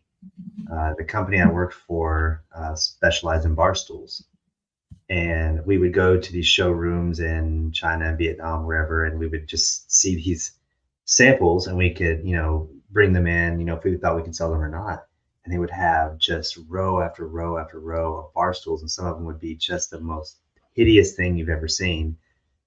Um, and we developed this phrase about it, and it's like, well, there's an ass for every bar stool. Like, no matter what the bar stool is, if you brought in 100 of them here in the United States, you could sell 100 of them. There's an ass for every bar stool, no matter how ugly that bar stool is. Somebody is going to sit in it, and I think that sort of applies to jujitsu as well. I think there's if two gyms open side by side next to each other by rivals or even just perceived rivals, they're not necessarily competing with each other. Each one's going to have a certain flair, and when someone walks into one or walks into the other, they're going to feel like this is home, and they're not going to feel that way about the other one. There's definitely like a vibe when you walk into a gym. That's why I think a 10th planet can exist next to an alliance, and they're both going to succeed and do well because they're just a different philosophy, a different vibe, a different whatever that you feel home. And I think that opening multiple gyms in an area, you're not creating a strain on the supply of people that want to do jujitsu. Like, you're not. You're actually opening the doors for people that otherwise wouldn't have trained at your gym anyway. Occasionally you'll get somebody that hops from gym to gym or whatever, but like your bottom line, your student, your book is not really going to be very different, even if a competitor opens up near you, because there's not the Walmart of grappling yet. Everyone's still opening up their gyms in the little mini malls or whatever, and it's just there's plenty and plenty of mat space available in even the smallest town to fill that gym up. And I don't think that there's competition. I think the more people that get involved, the more people that talk about it, the more people that talk about it, the more likely it is that somebody decides to walk in the gym for the first time. I think it's an incredible thing. And a lot of people can't see past their own fears and anxieties about not getting the students that they need. But listen, if you are a hardworking professor, if you open your gym, you're going to get people in the door, and you're going to keep people by providing the atmosphere for the clientele that you're looking for. If you're looking for just the baddest, hard nose, whatever, then you cut out the amenities. You have something that looks like Daisy Fresh, where there's like insulation hanging from the ceiling, whatever. Like, give people that story. If you want to have you know, if you want kids to stop playing soccer and come play jujitsu, then you have all the amenities rolled out for them. Like the nicest mats, the top of the line gear. You have your everything decked in all white. Who cares? But it there's plenty of room out there for people to open up schools, and I don't think a lot of people realize that yet. It's funny as you're mentioning it, I'm thinking it's like in this general area, let's say 10-mile radius, there is Crazy 88, Randori, Noel Smith, Conquest. There's one other in a Garfield. So there's 6 different gyms in a 10-mile radius of here. And then out of those 6 different gyms or groups, I want to say 3 of them have multiple locations still in this radius. I think Randori has 2, Conquest has 2, we have 2. And it's like, and they're all doing well. It is just crazy to think in this little area, because it's not a big area. I mean, the Annapolis area is kind of what it siphons from. But it's like, wow, there's so many gyms out here and people are hitting those gyms. I think someone mentioned the other day, there's one of our students, I think he trains at 3 different gyms. And it's like, but he's a world beater. This kid is out there just, if there's a competition, he's there. He's on it, yeah. If there's practice, he's at practice. This is like jiu-jitsu is his thing. And that's, the beauty of this right now is like, growing up again, we had those kids that played baseball like that played football like that played basketball, that were on the travel teams, that were, like that's their future. They're going to be a football player, basketball player, baseball player. And now we're seeing these grapplers, these young jiu-jitsu players, coming up. And it's like, wow, this dude is at every practice possible. This dude is at every competition possible. He's training at almost every gym possible. Yeah. It's like, well, let's take a second to talk about Helena Carver. Yeah, 16 years old. She has 100,000 Instagram followers now, and is just absolutely undefeated. Wins most of won trials by all submissions. I think it was like East Coast trials by all submission. I mean, just incredible. And guess what? She's trained at a lot of gyms. She's under John Danaher now, and she just an incredible athlete who has been able to travel around and was blessed enough to be able to go to every competition. It seems like no matter what the competition is, when it's done, she posts a picture like the next day, like, yeah, I won double gold at this one and all submission. It's like, oh, you were in the Miami Open or something, like whatever it is, she's there, she's on it. Yeah, that's that's that dedication. It's like, look, I'm here, I'm doing this. And kudos to her family for supporting her, sure. and because I think that's the thing too, when I think about growing up and saying, hey, I wish I would have found jiu-jitsu earlier, or let's move the timetable. Let's say I'm 16 now, coming up in this, and it's not to say my family is not supportive, But my family, I think, is a little bit more traditional. So it's like, okay, sure, you want to do this. We're glad you want to do this. But yeah. So you going to college? Like, what's your plan Yeah, after high exactly. school?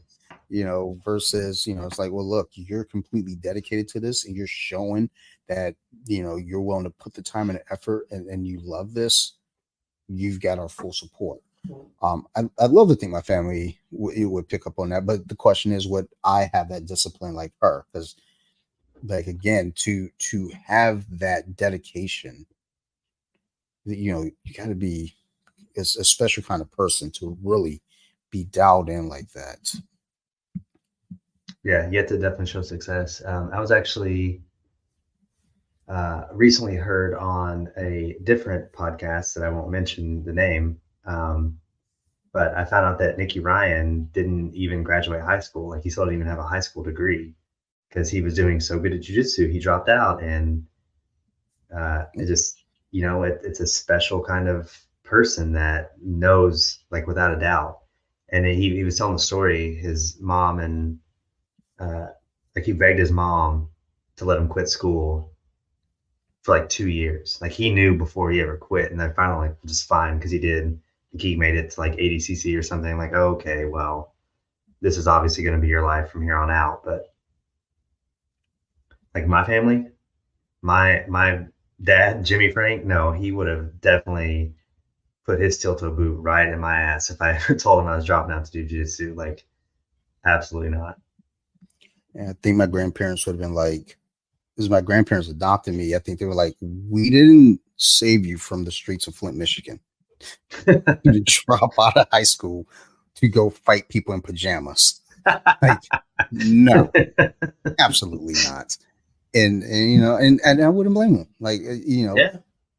but there is a thing though too. It's like, with that being kind of the thing on the table, it's like, okay, let me drop out. Give me 2 years. Your back is against the wall. It's like, there are folks that their backs against the wall. They're going to fight back, and they're going to get out there. And that's not necessarily the case to say that's for everyone, because what is it, documentary or something on Netflix? Is it called The Secret? I think. I've seen it. It, I feel like, so Sarah has said that we watched it. I don't remember watching it, so it clearly wasn't that impactful. But I've had so many people tell me to watch it, and they talk about how it's like, I guess it's kind of like the universe is on your side. If you believe in good things will happen, that type of thing. It's like, Yeah. yeah, I don't disagree with that, but there's also the ideal though too of like, I've had a lot of Jehovah's Witnesses knock on my door, and I like to let them in. I like to talk with them. Not blowing smoke up their ass or anything. I do enjoy the conversation. One day I want to get them on a podcast and have a conversation. I don't know if I can convince them though. I think as soon as you break out the microphones, we're like, nah, we're good. Yeah, we're good. We got to go. But talking with them, this one gentleman, Abraham, very nice guy. He stopped by every couple of weeks. And my wife was always like, they're gonna keep coming by because you keep letting them in. I'm like, well, yeah. I mean, they're not bothering me.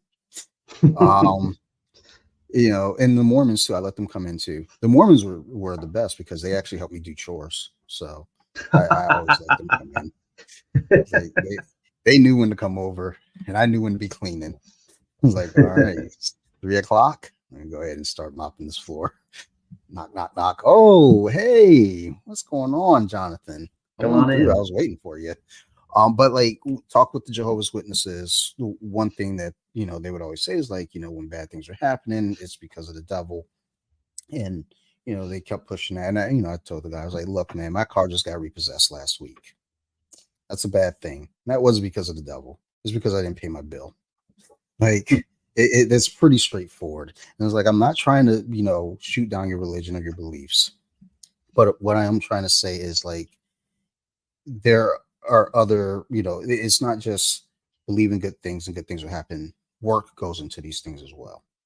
You have to believe in good things, but you also have to work. You can believe in good things and be a lazy son of a bitch. That don't mean good things are going to happen. You know, so when you think about Nicky Ryan, saying, "Hey, give me 2 years." He believed in himself, but he also worked hard as hell, No and doubt. got to where he had to be. And I think that's just again another one of those things. I think kids are just you see people talking about kids today being lazy, or kids today not being as tough as kids from previous generations. And I don't fully agree with that. I think we have more access to, seeing activity, seeing kids, seeing teenagers growing up versus back in the day. So, we don't know the kids who were fucking off, back in 1972. I'm sure That's there was a fair. lot of them, you know, whereas like we get to see all the kids now fucking off.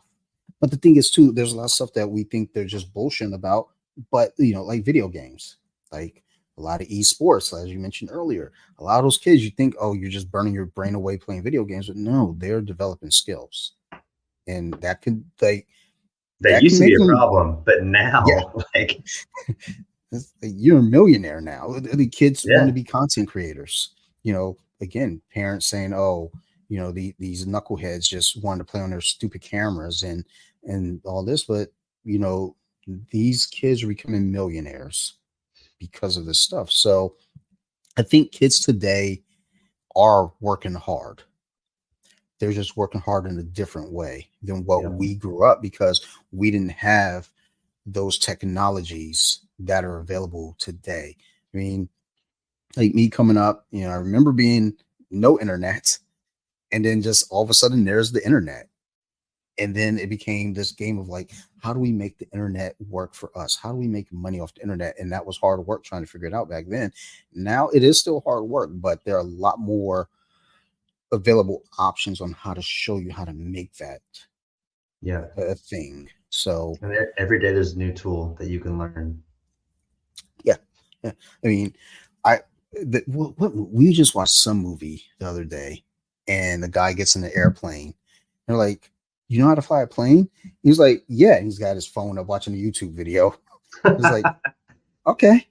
Like, but that is a thing. Like my toilet broke, so I pulled out my phone. I was like, well, how do I fix this? And sure enough, they just showed me like, oh, okay, if I take this off this, and I got to the heart, I was like, okay, this is broken. I got to get a new one of these. That's all there is. Okay. I would not have known how to get to the root of that without Yeah. YouTube. I mean, we have all these technologies at our fingertips now that, I mean, this podcast here, I didn't know what the hell I was doing. I just, I mean, the first two episodes, I used my phone, and I didn't even do that correctly, because I thought there were microphones all over my phone, and there was only one Yeah. microphone, and it was a disaster. But hop on YouTube. It's like, okay. And mind you, when I did the first two episodes, I had equipment. I just Didn't use was it. like, I'm gonna use my phone. But it turned into this thing of go on YouTube, look stuff up, you know, and sure enough, you know, it's not Joe Rogan. It's not, your mom's house. It's not, any of these podcasts that makes a bunch of money, but it is something that people listen to, people gain from. I actually just got a message about the horror podcast, which was very, very, it was like, holy shit. Nice. Someone listens on a regular, and he really loved the episode. Oh my God. So it's like, you know, we as this generation, this world moves on, have all these advantages at our fingertips. And sure, we can sit here and say, believe in good things will happen, but also take advantage of the technologies at hand, whether it be to learn jujitsu, to learn how to podcast, to learn about horror movies, as I'm watching A Nightmare on Elm Street Part 2 in the background. Um, to learn how to make your ring light work, which, thank you, YouTube, even though it did have instructions. I'm not going to read the instructions because they're too small. But either way, we just have so much like these days that I think a lot of people turn their nose up at. And it could just be that people are set in their ways. They don't want to understand. And the funny thing is, there's a lot of younger people that are saying these things. They're like, kids today are lazy. The kids today are this. The kids today are that. It's like, you're one of those kids. Yeah. Like, I don't get it. So thank you for coming to my TED talk. Like, I wonder, how do you get to do a TED talk? I think I'm like, hey, can I do a TED talk? What are you going to talk about? I don't know. I like to say bad words though. Like, is that viable? Is that something that y'all going to let me do? No. All right. Hey, I'm if just you're going gonna to do a let. TED talk, you better let me know because I'm gonna show up at that audience and I'm gonna have a cardboard sign and I'm gonna hold it up. Hey, if I do a TED talk, trust me, that's I'm promoting it on BJJ Wiki. Like, Do it. hey, y'all, Do show it. up to it. Like, what are you going to be talking about? I have no idea. I told them that I know a lot of stuff, and I don't know many things, but we can talk about scary movies for hours, and people are going to be like, "This is a horrible TED talk." I know, right? This isn't for you. This The isn't history of about memes. technology. Oh yeah, I got you there. I, I've got memes in my phone that is like, I think from 2016 still that I haven't even gotten to. It's like one day. It's like, is this even still relevant? Mm-mm. But it's a throwback. It'll still be funny. Um, like, one thing I wanted to actually ask you about in technology um, is about the app. As we talk about jujitsu, we talk about technology.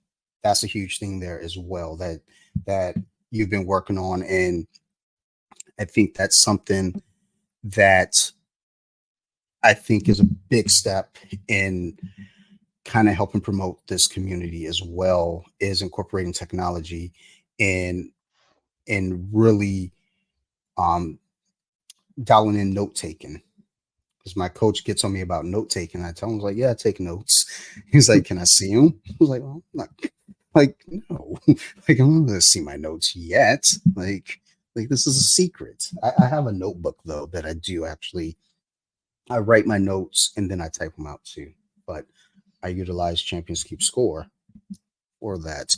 Um, so I guess with that, I wanted to ask, how are you feeling about the app thus far, and any feedback that you've been getting as far as how it's going right now? Yeah, I mean, I'm excited and I'm as committed today as I was, when I started the adventure way back when. Um, it's crazy, I keep my head down. I haven't been training as much because I've been working on the app, and you can almost watch the sport evolve around you, because I've been working on the same thing and I look up and it's like, holy shit, that's an armbar now. Go back down and come back up, and it's like then everyone's doing that armbar. Like Choi bar wasn't really that popular. The arm saddle wasn't that popular, and now it's everywhere. Um, it's just interesting the perspective you get when you're like trying to keep up with a sport, when you're trying to develop an app for a sport or anything, uh, when whatever that is evolving as you go. So it's like there's all these new features I want to incorporate, and it's like, man, still haven't done the other stuff first, but it's coming along. I'm super excited. We're in beta testing for the journal feature. There's been some good feedback from my beta testers, and I've made some improvements, some bug fixes. I think the interface is good. I'm working on now the actual like role analyzer. Had a meeting with my backend developer this last week, and we're getting into the details. This is the moment I've been waiting for. It's like um, I don't know, like in the movies, you see a kid who's always like making model rocket ships or something, and then they finally get to like go to a launch pad. Like I'm at the launch pad now. This thing that I've been obsessing about.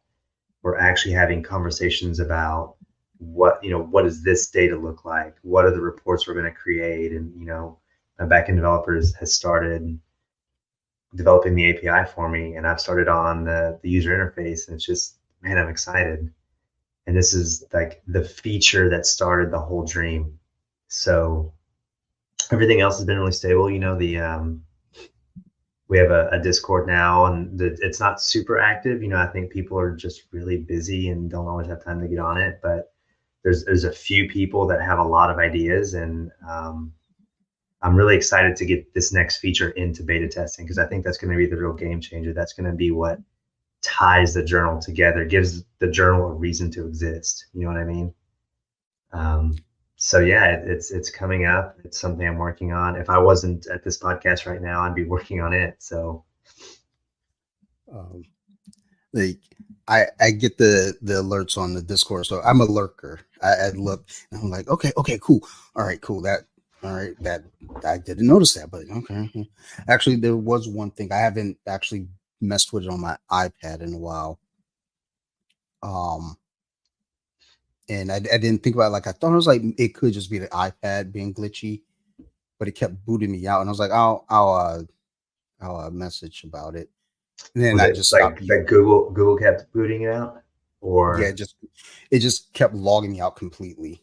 Like okay, I'll start the notes, and I thought it was because I might have let it sit idle, but then it kicked me out in the middle of typing. I was like, okay, so I just that's a went little back to weird. doing it on my computer. So I was like, I'll bring it up, but then because I just went back to my computer, I'm just like, oh, okay, well, I haven't messed with the iPad in a long time, so but um yeah it's funny because when I talk about note taking, I don't like because I'm not sure about like talking about it yet, so I'm like I'm taking notes. A friend of mine is working on something and I'm taking notes. I'm like, oh, okay, cool.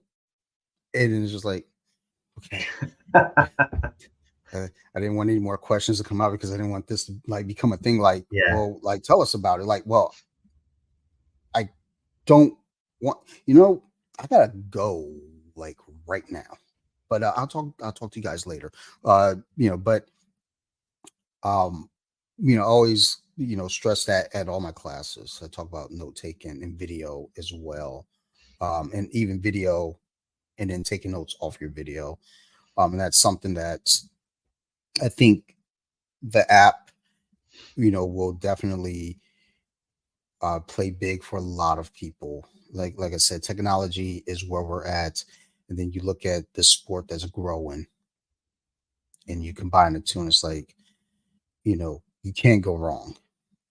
So um, I'm excited. I can't wait to start bragging and like, hey, download this app. I know this guy. This is my friend.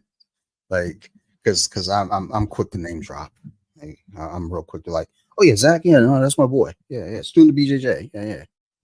Well, Um, just know that goes two ways. Anytime there's a new grappler in the gym or whatever, and they're looking for Instagram accounts, which uh, I didn't think was a thing for a long time, but it's actually surprising how many people are like, yeah, well, like, who do you follow? Like, what are I guess when you get higher up in the belt, people want to know like who to go. And it's always like, well, first, go to BJJ Wiki because it's got all the things. Thank you. Um, yeah. And then it's like, and then Off the Mat podcast because that has all the things also. And yeah, by the way, it's the same guy. And then you just, yeah, I mean, it just goes both ways. It's such a community, you know what I mean? Like we all lift each other up, and I've been very blessed, without a doubt, just the people I've met in jujitsu and elsewhere, but specifically jujitsu. There's this we've talked about it before, that the people that get so into it, we all have some sort of like the same wounds that we're all trying to heal. It's just so easy to find a community in it, where we're all attacking each other, but really we're attacking ourselves. And we all understand that in a way that people that don't have whatever those wounds are, like they don't get it. Oh, why would you go get all sweaty with somebody? Why would you go let somebody choke you or whatever? It's like I never really thought about it. It just seemed like the right thing to do, and it just makes sense to me, and it makes sense to my teammates, and um, it brings people in. There's no one kind of person that loves jujitsu. I feel like I can point to somebody and tell you if they're a baseball fan or not. And I can point to someone and tell you if they're, a basketball fan or not or whatever. Like it's just, but jujitsu, you never know. You may have Gordon Ryan, you may have Mikey Musumeci come in, and you never know. Or, you're Elizabeth Clays, or, like you can never point at somebody and know if they're a fan unless they have the cauliflower ear. That's a dead giveaway. But Yeah. I I see the cauliflower ear immediately. I'm yeah, like, ooh, friend. oh yeah, let's go talk to them. But it's great, like it's helped me meet so many people, both in through social media and just being in the gym, and um, just thankful for the community because it's definitely helped me out in a lot of my own trials. I mean, you also don't start making an app for something unless you're kind of sick in the head. So, um, because you get overly obsessed about it. This is the room that you're seeing right now is the room that I've done so much of this work in, and it's dark and kind of lonely, and you got a dream and you're going to grind it out and do it. And to be around other people that share that same philosophy is helpful, and it kills that isolation that you feel otherwise, I think. Yeah. I think, when you speak of the community, I mentioned to my wife the other day, um, one of my friends, she had been laid off, and all her friends were through work. And even with that, it was just really a work relationship. It wasn't like they were friends away from work.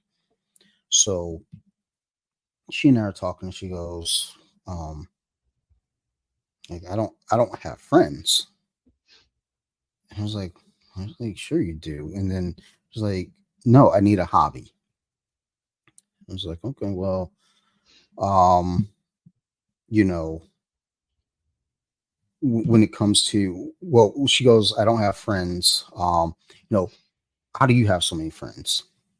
She's like, I need a hobby. And I go, well, okay, let's take Hmm. those two things apart right there. So, yes, a hobby would help for sure.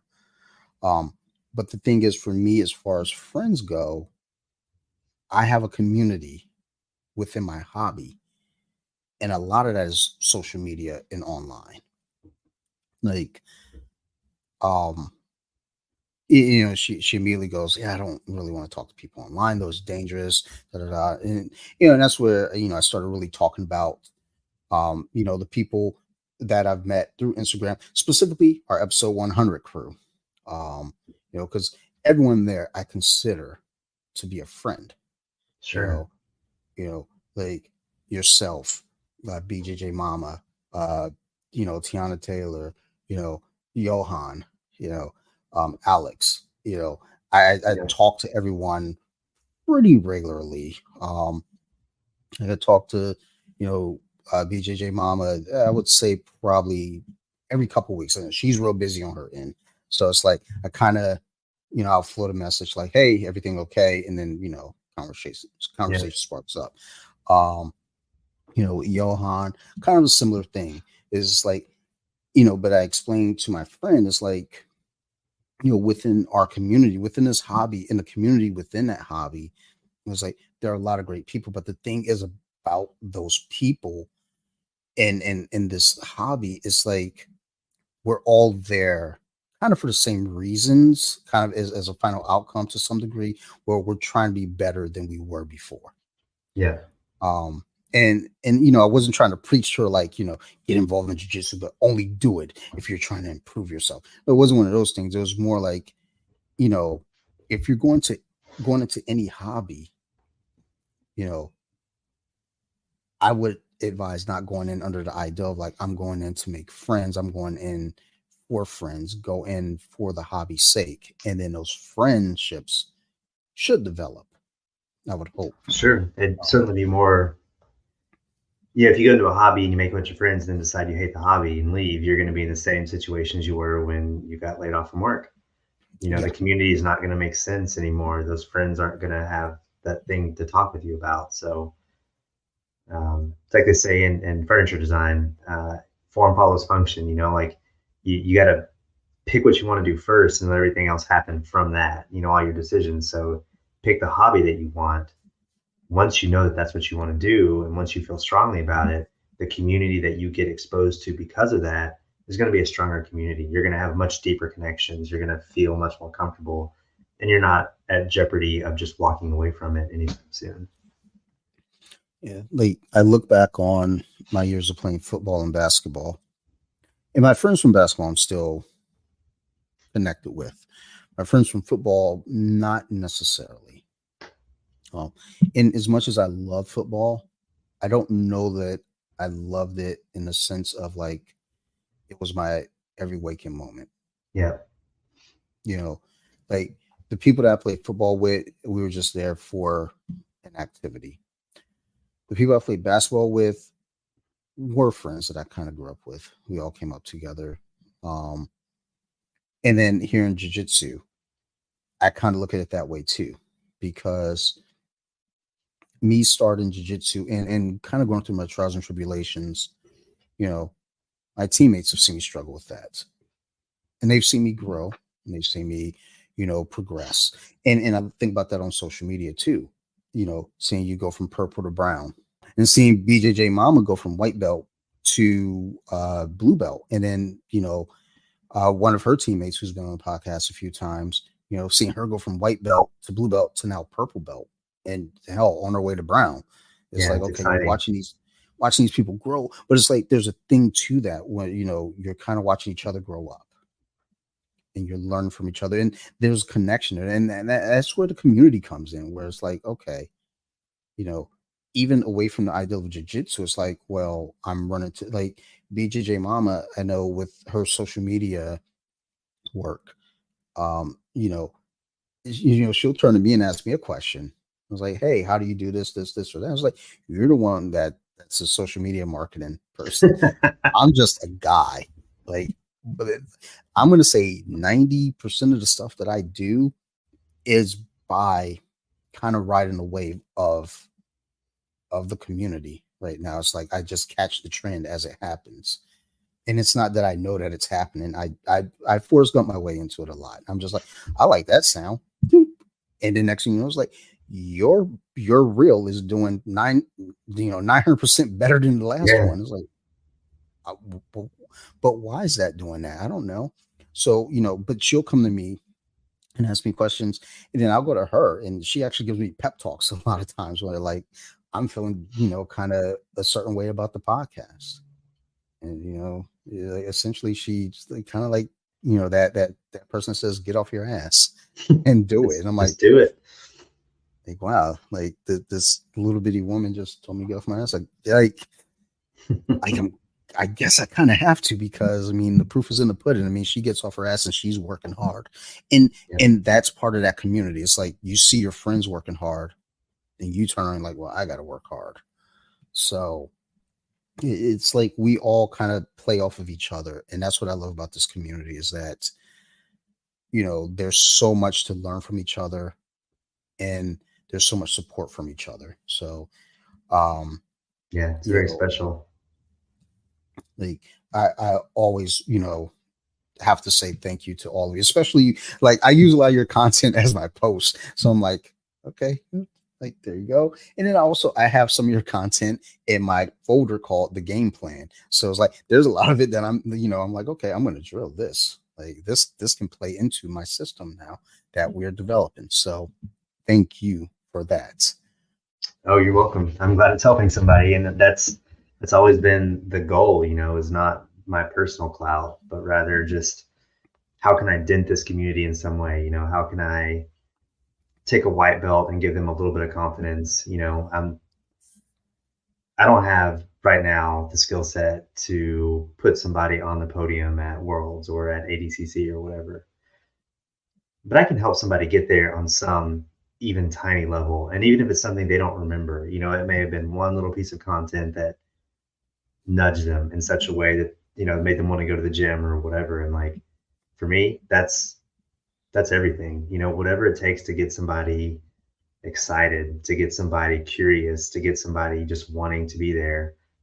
And it's crazy how often, like, just in my personal life, in work or whatever, people come up to me and like, hey, I really want to get my kids in jujitsu, like what gym should I go to or whatever. Like that kind of thing just feeds off of itself. The more, I don't know, trustworthy that you are, the more, real content you put out, the more you can steer people in a direction that like is beneficial. You know, you can help them avoid some of the McDojos where someone's gonna, you know, teach you something you shouldn't learn, or whatever, and get somebody hurt, or whatever. But Yeah, it's just been great to be a part of the community, and it's great to be active in it, and to be an ambassador for Brazilian Jiu Jitsu is everything I've always wanted to do more than anything else. So that content that you're using, like that's why it's there. That's why I don't somebody posts it and they don't give me credit. Like I don't. I've had to get on comments before. Someone's like, "This is a student of BJJ's, like you should take this down." It's like, "Oh, hold on, I don't care." Like, there's a reason why. Like, yeah, I'll put a watermark on it, especially like a meme, but I'll put it like in the white space down below. Like, cut it out. I don't really care if you cut it out. Especially back when I was making a lot more memes. Like, I could make more memes than people could copy. Like, they're not going to beat me by copying me ever, because I could just blast them. I could have put out so much more content than they could copy that they could never overcome. So it was true. about whatever I could get to make somebody enjoy the sport, whether to laugh at themselves or laugh at something, or to be inspired. And that was what I really wanted. I think that's one of the important aspects of it all is like, again, like you said, if someone can gain from it, that's the important thing. And, just looking at what this community has brought to me, what you all have brought to the community, you know, I think it all reaches out. I think it spans out, further than we think. So, actually, I just saw Carlos Condit liked one of my posts, and I don't Nice. even know when I don't know when the post was from, but Carlos Condit, like that was like my guy. Like Yeah, anytime he fought, I'm watching those fights. I'm cheering for him. When he fought GSP, I was like, that's incredible. I argued. I was like, nah, I think he won that fight. I think my Yeah. biggest like unexpected like was Freddie Prince Jr. liked one of my posts, Oh, because he's like he has a podcast. I think it's like Freddie Prince Wrestles or something like that. Like he's in the community, and I just never knew it. yeah, And he liked my post. I was like there's no way that this is like the same guy. And I went to it and I was like, holy shit, Freddie Prince Jr. Nice. yeah. Like it's crazy when we get those likes, and it's like, wait a minute, are you sure? Like, I got a really weird, unexpected one that I don't know. And it's really bizarre because he follows me now. It's so in the '90s, I was a big fan of Melrose Place. I never miss an episode. It's on Hulu now, and I still watch Melrose Place. That was my show. It was trash. It was not a good show, but it was my show. And there's a character on there named Richard. He was a bad guy, a very bad guy. Um, they killed him. They thought they killed him. They buried him alive. He came back. He haunted them. He was a bad guy. His name is Patrick Muldoon, the actor, and he follows BJJ Wiki and likes posts pretty frequently. And I'm trying to figure out, it's like, does this What a dude do twist. jujitsu? Like, I'm not understanding, but it's like it's one of those things where it's like it doesn't make sense, but I'm happy about it because I grew up watching this dude on TV torment these women on Melrose Place, and I rooted for him to get destroyed every time. I was like, "Oh, y'all got to get rid of that dude. Like, he's not right."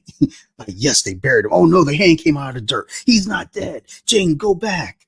Like, run him over. Um, but it's just funny how this community reaches. Yeah, it's incredible. WWE wrestlers, a lot of them train, Yeah. so seeing that and just you know understanding now that it's like, okay, like we're talking about catch wrestling and how pro wrestling has become kind of the entertainment form that it's become. Now you see a lot of these guys doing jiu-jitsu moves. Yep. Undertaker was doing go-go platas way back in the day Nice. before we knew what a go-go plata was. So Yeah, a lot of those it, moves, like, I mean, the Boston Crab, a lot of the figure four mhm, stuff they used to do, like, that's all catch wrestling. That's yeah, all from the snake pit, or, various other, local forms of wrestling that they had. Yeah, it's fascinating to see, you know, all the stuff that we have out here now, and then when you see where it came from and how far removed people are from it to some degree, but it's like the roots are always still there. There's always still that heavy connection. There are always those people that will pay tribute and pay honor to those original roots, which is good because we should never ever forget where we came from. So, You're here. um, that being what it is, I think that's a good note to end on. Zach, we've been going for 2 hours here, over 2 hours here. So thank you for this. Before we get out of here, you got any shout outs or mentions you'd like to drop? Nothing specific, just be on the lookout for Champions Keep Score. We're starting to get into a lot of the really fun stuff, and I'm excited about what the next 6 to 8 months holds in terms of uh, releasing to the public. I'm excited. Um, and as always, thank you for having me on the show. This is we talked about it beforehand. Like we didn't even have a topic to talk about this time. And normally we kind of have some show notes to start off with, but I was just excited to catch up with you because I've been super busy. I know you have too with the new job and just everything that's going on, and just the opportunity to sit down and reconnect was everything. So as always, thank you. No, absolutely. Yeah, I was excited just thinking, was like, I don't have any questions. I don't have any specific notes. I just want to sit down and talk and see where it goes. And I mean, as expected, the conversation flowed. And I mean, honestly, in my mind, I was like, you know what? You're in a horror movie discussion group. Let me talk to them about some horror movies just because every night it is just nonstop horror movies. Tonight's Nightmare on Elm Street. Probably not the best choice, but whatever. Like, The 13th is coming up, so oh no, no. that's Friday. I Yeah, will be doing Friday the 13th. I'm actually gonna watch some of those tomorrow because my niece says she will do a Friday the 13th episode with me. So we're going nice. to because the way that the schedule works out for the podcast, we'll never be able to do an episode on Friday the 13th because it's every first and third Friday, Hmm. and Friday the 13th is always the second Friday. So we're gonna rush out an episode this week, drop it on Friday, and then we got the Exorcist episode coming out next Friday. That's a So big one. it's about to get extremely spooky in this house. But yeah, Yeah, ever it was since actually I joined the Facebook group, I've been just thinking about horror movies, and my wife can't watch them. She would need therapy for months after watching like anything, and son is out of the question. I don't think he'll ever like horror movies, and that's fine. But that leaves me kind of stranded out here as somebody who grew up with all the scariest. Um, but I decided to start sipping. I would start watching bits and pieces of these movies like after they go to bed or whatever. And it's not really horror, but I'm just kind of getting my feet wet. The other day I did Constantine, watched about half of it, and nice. it's one of the ones I really wanted to come back and revisit because it's just creepy in a good way. So hopefully I'll be able to finish that up tonight. So that's my horror plug. That's not true horror, but at least it's in kind of the ballpark. I I always say horror is such a weird genre because there's so many things that get disincluded in horror that people don't want to count as horror. And then it's like, you know what? If it makes you feel any kind of way, it's a horror. The Good Son with Macaulay Culkin is a horror. I don't care Yeah. what anyone says.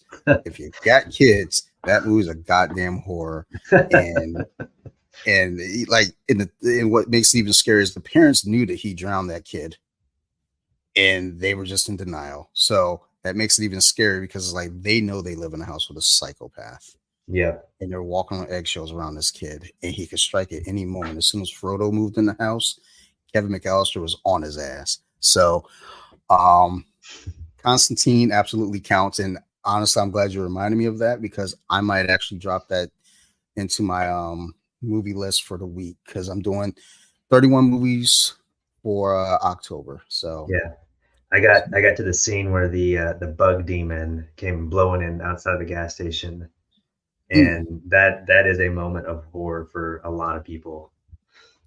the, the, when I think about Constantine, um, and the element of being a horror movie, because I absolutely think that it is. I also think about the movie The Prophecy with Christopher Mhm. Walken, and that is absolutely a horror.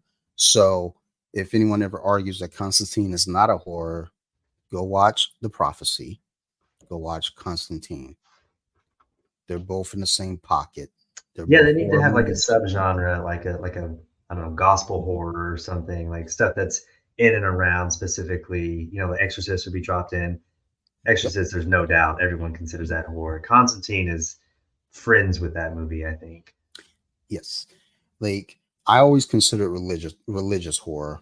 Um, and when we did the horror through the decades, when we got to the 70s, there was religious horror before, like with Faust back in 1923 or 33, 20s or 30s. That was one of the earlier elements of hearing religious horror. But there's a lot like White Zombie, like has elements of that. Um, but I think at the 1970 mark, that's where we started really getting into The Exorcist, The Omen, Carrie even falls in that pocket. Yeah.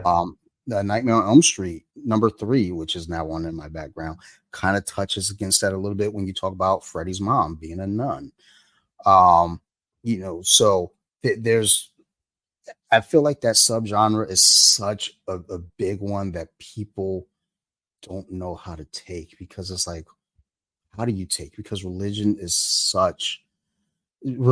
scary, and Yeah, can be. you know, it can be for sure. It shouldn't be, but it can be depending on the vehicle that you're driving with the religion, whether you want to use exorcisms, or whether you want to use just straight possession, or you want to go the route of Constantine, where you have um John Constantine, battling against Satan, or you Yeah. have Gabriel in the prophecy, you know, basically trying to, you know, save the earth from Satan rising again, or Demon Knights, you know, Tales from the Crypt, Demon Knights. You have all these different horror movies that includes religion. The Stand, Stephen King's The Stand is another one. Um, but hey, like I said, I count it as horror. It I'm gonna counts. actually If put you count it, then it counts. That's how I see it. I'm putting it on the list this week. I'll probably watch it on a Wednesday night now. But let me stop, because if I go into the horror discussion, we're here for another 2 hours, and Sarah's gonna be texting me like, "What the hell are you still doing up?" Like, I'm editing. You were editing when I left. Um, so thank you again, Zach, for All right, this. brother. It's always a pleasure. And as always, to everyone listening, thank you for listening to the podcast. Thank you for the supports. If you all have any questions, concerns, criticisms, feel free to reach out to me. You can find me on bjj.wiki on Instagram, or Off the Mats Podcast on Instagram. And hey, if you want to be a guest, reach out. I'm open. I'm not going to turn you away, even if you want to talk about flat Earth. If you want to talk about flat Earth, I'm especially going to have you on, because I've got questions and I need answers. Um, I want to give a big shout out to my crew over at Nerd Rage Radio: Bobby, Chris, Joe, Marilyn, Phil, Ricky, Tiki, all of the crew over there. If it wasn't for Nerd Rage Radio, I would not be doing podcasts. And I just gotta say thank you to them. And I got to get over there and do another episode with them. I haven't been there since June, so I need to get back with my team. High time. Um, yeah, yes, yes. Also, want to give a shout out here, as we were talking about horror movies. Shout out to the horror podcast. So you like horror? If you're into that kind of thing, if you're into the spooky stuff, go give it a listen. This episode is going to be coming out after Friday the 13th, so go catch up on the Friday the 13th episode that my niece and I are going to be recording soon. Also, following up from that, we tend to do every other week, but this is October, so why not do them every week? We're going to have a review of the most recent release, The Exorcist Believer.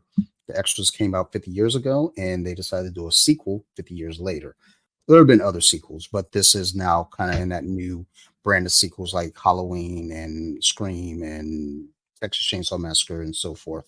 So go check that out. We're going to be recording that, and that should be out by the time you hear this, or coming out by the time you hear this. And last but not least, I want to give a shout out to my guest here, Zach, also known as student of BJJ.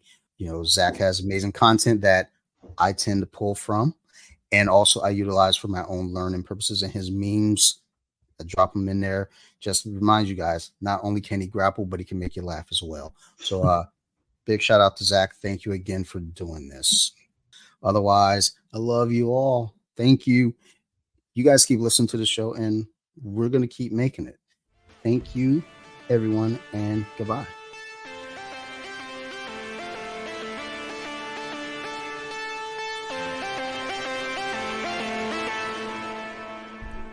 Deep with it. Now let me sing a song.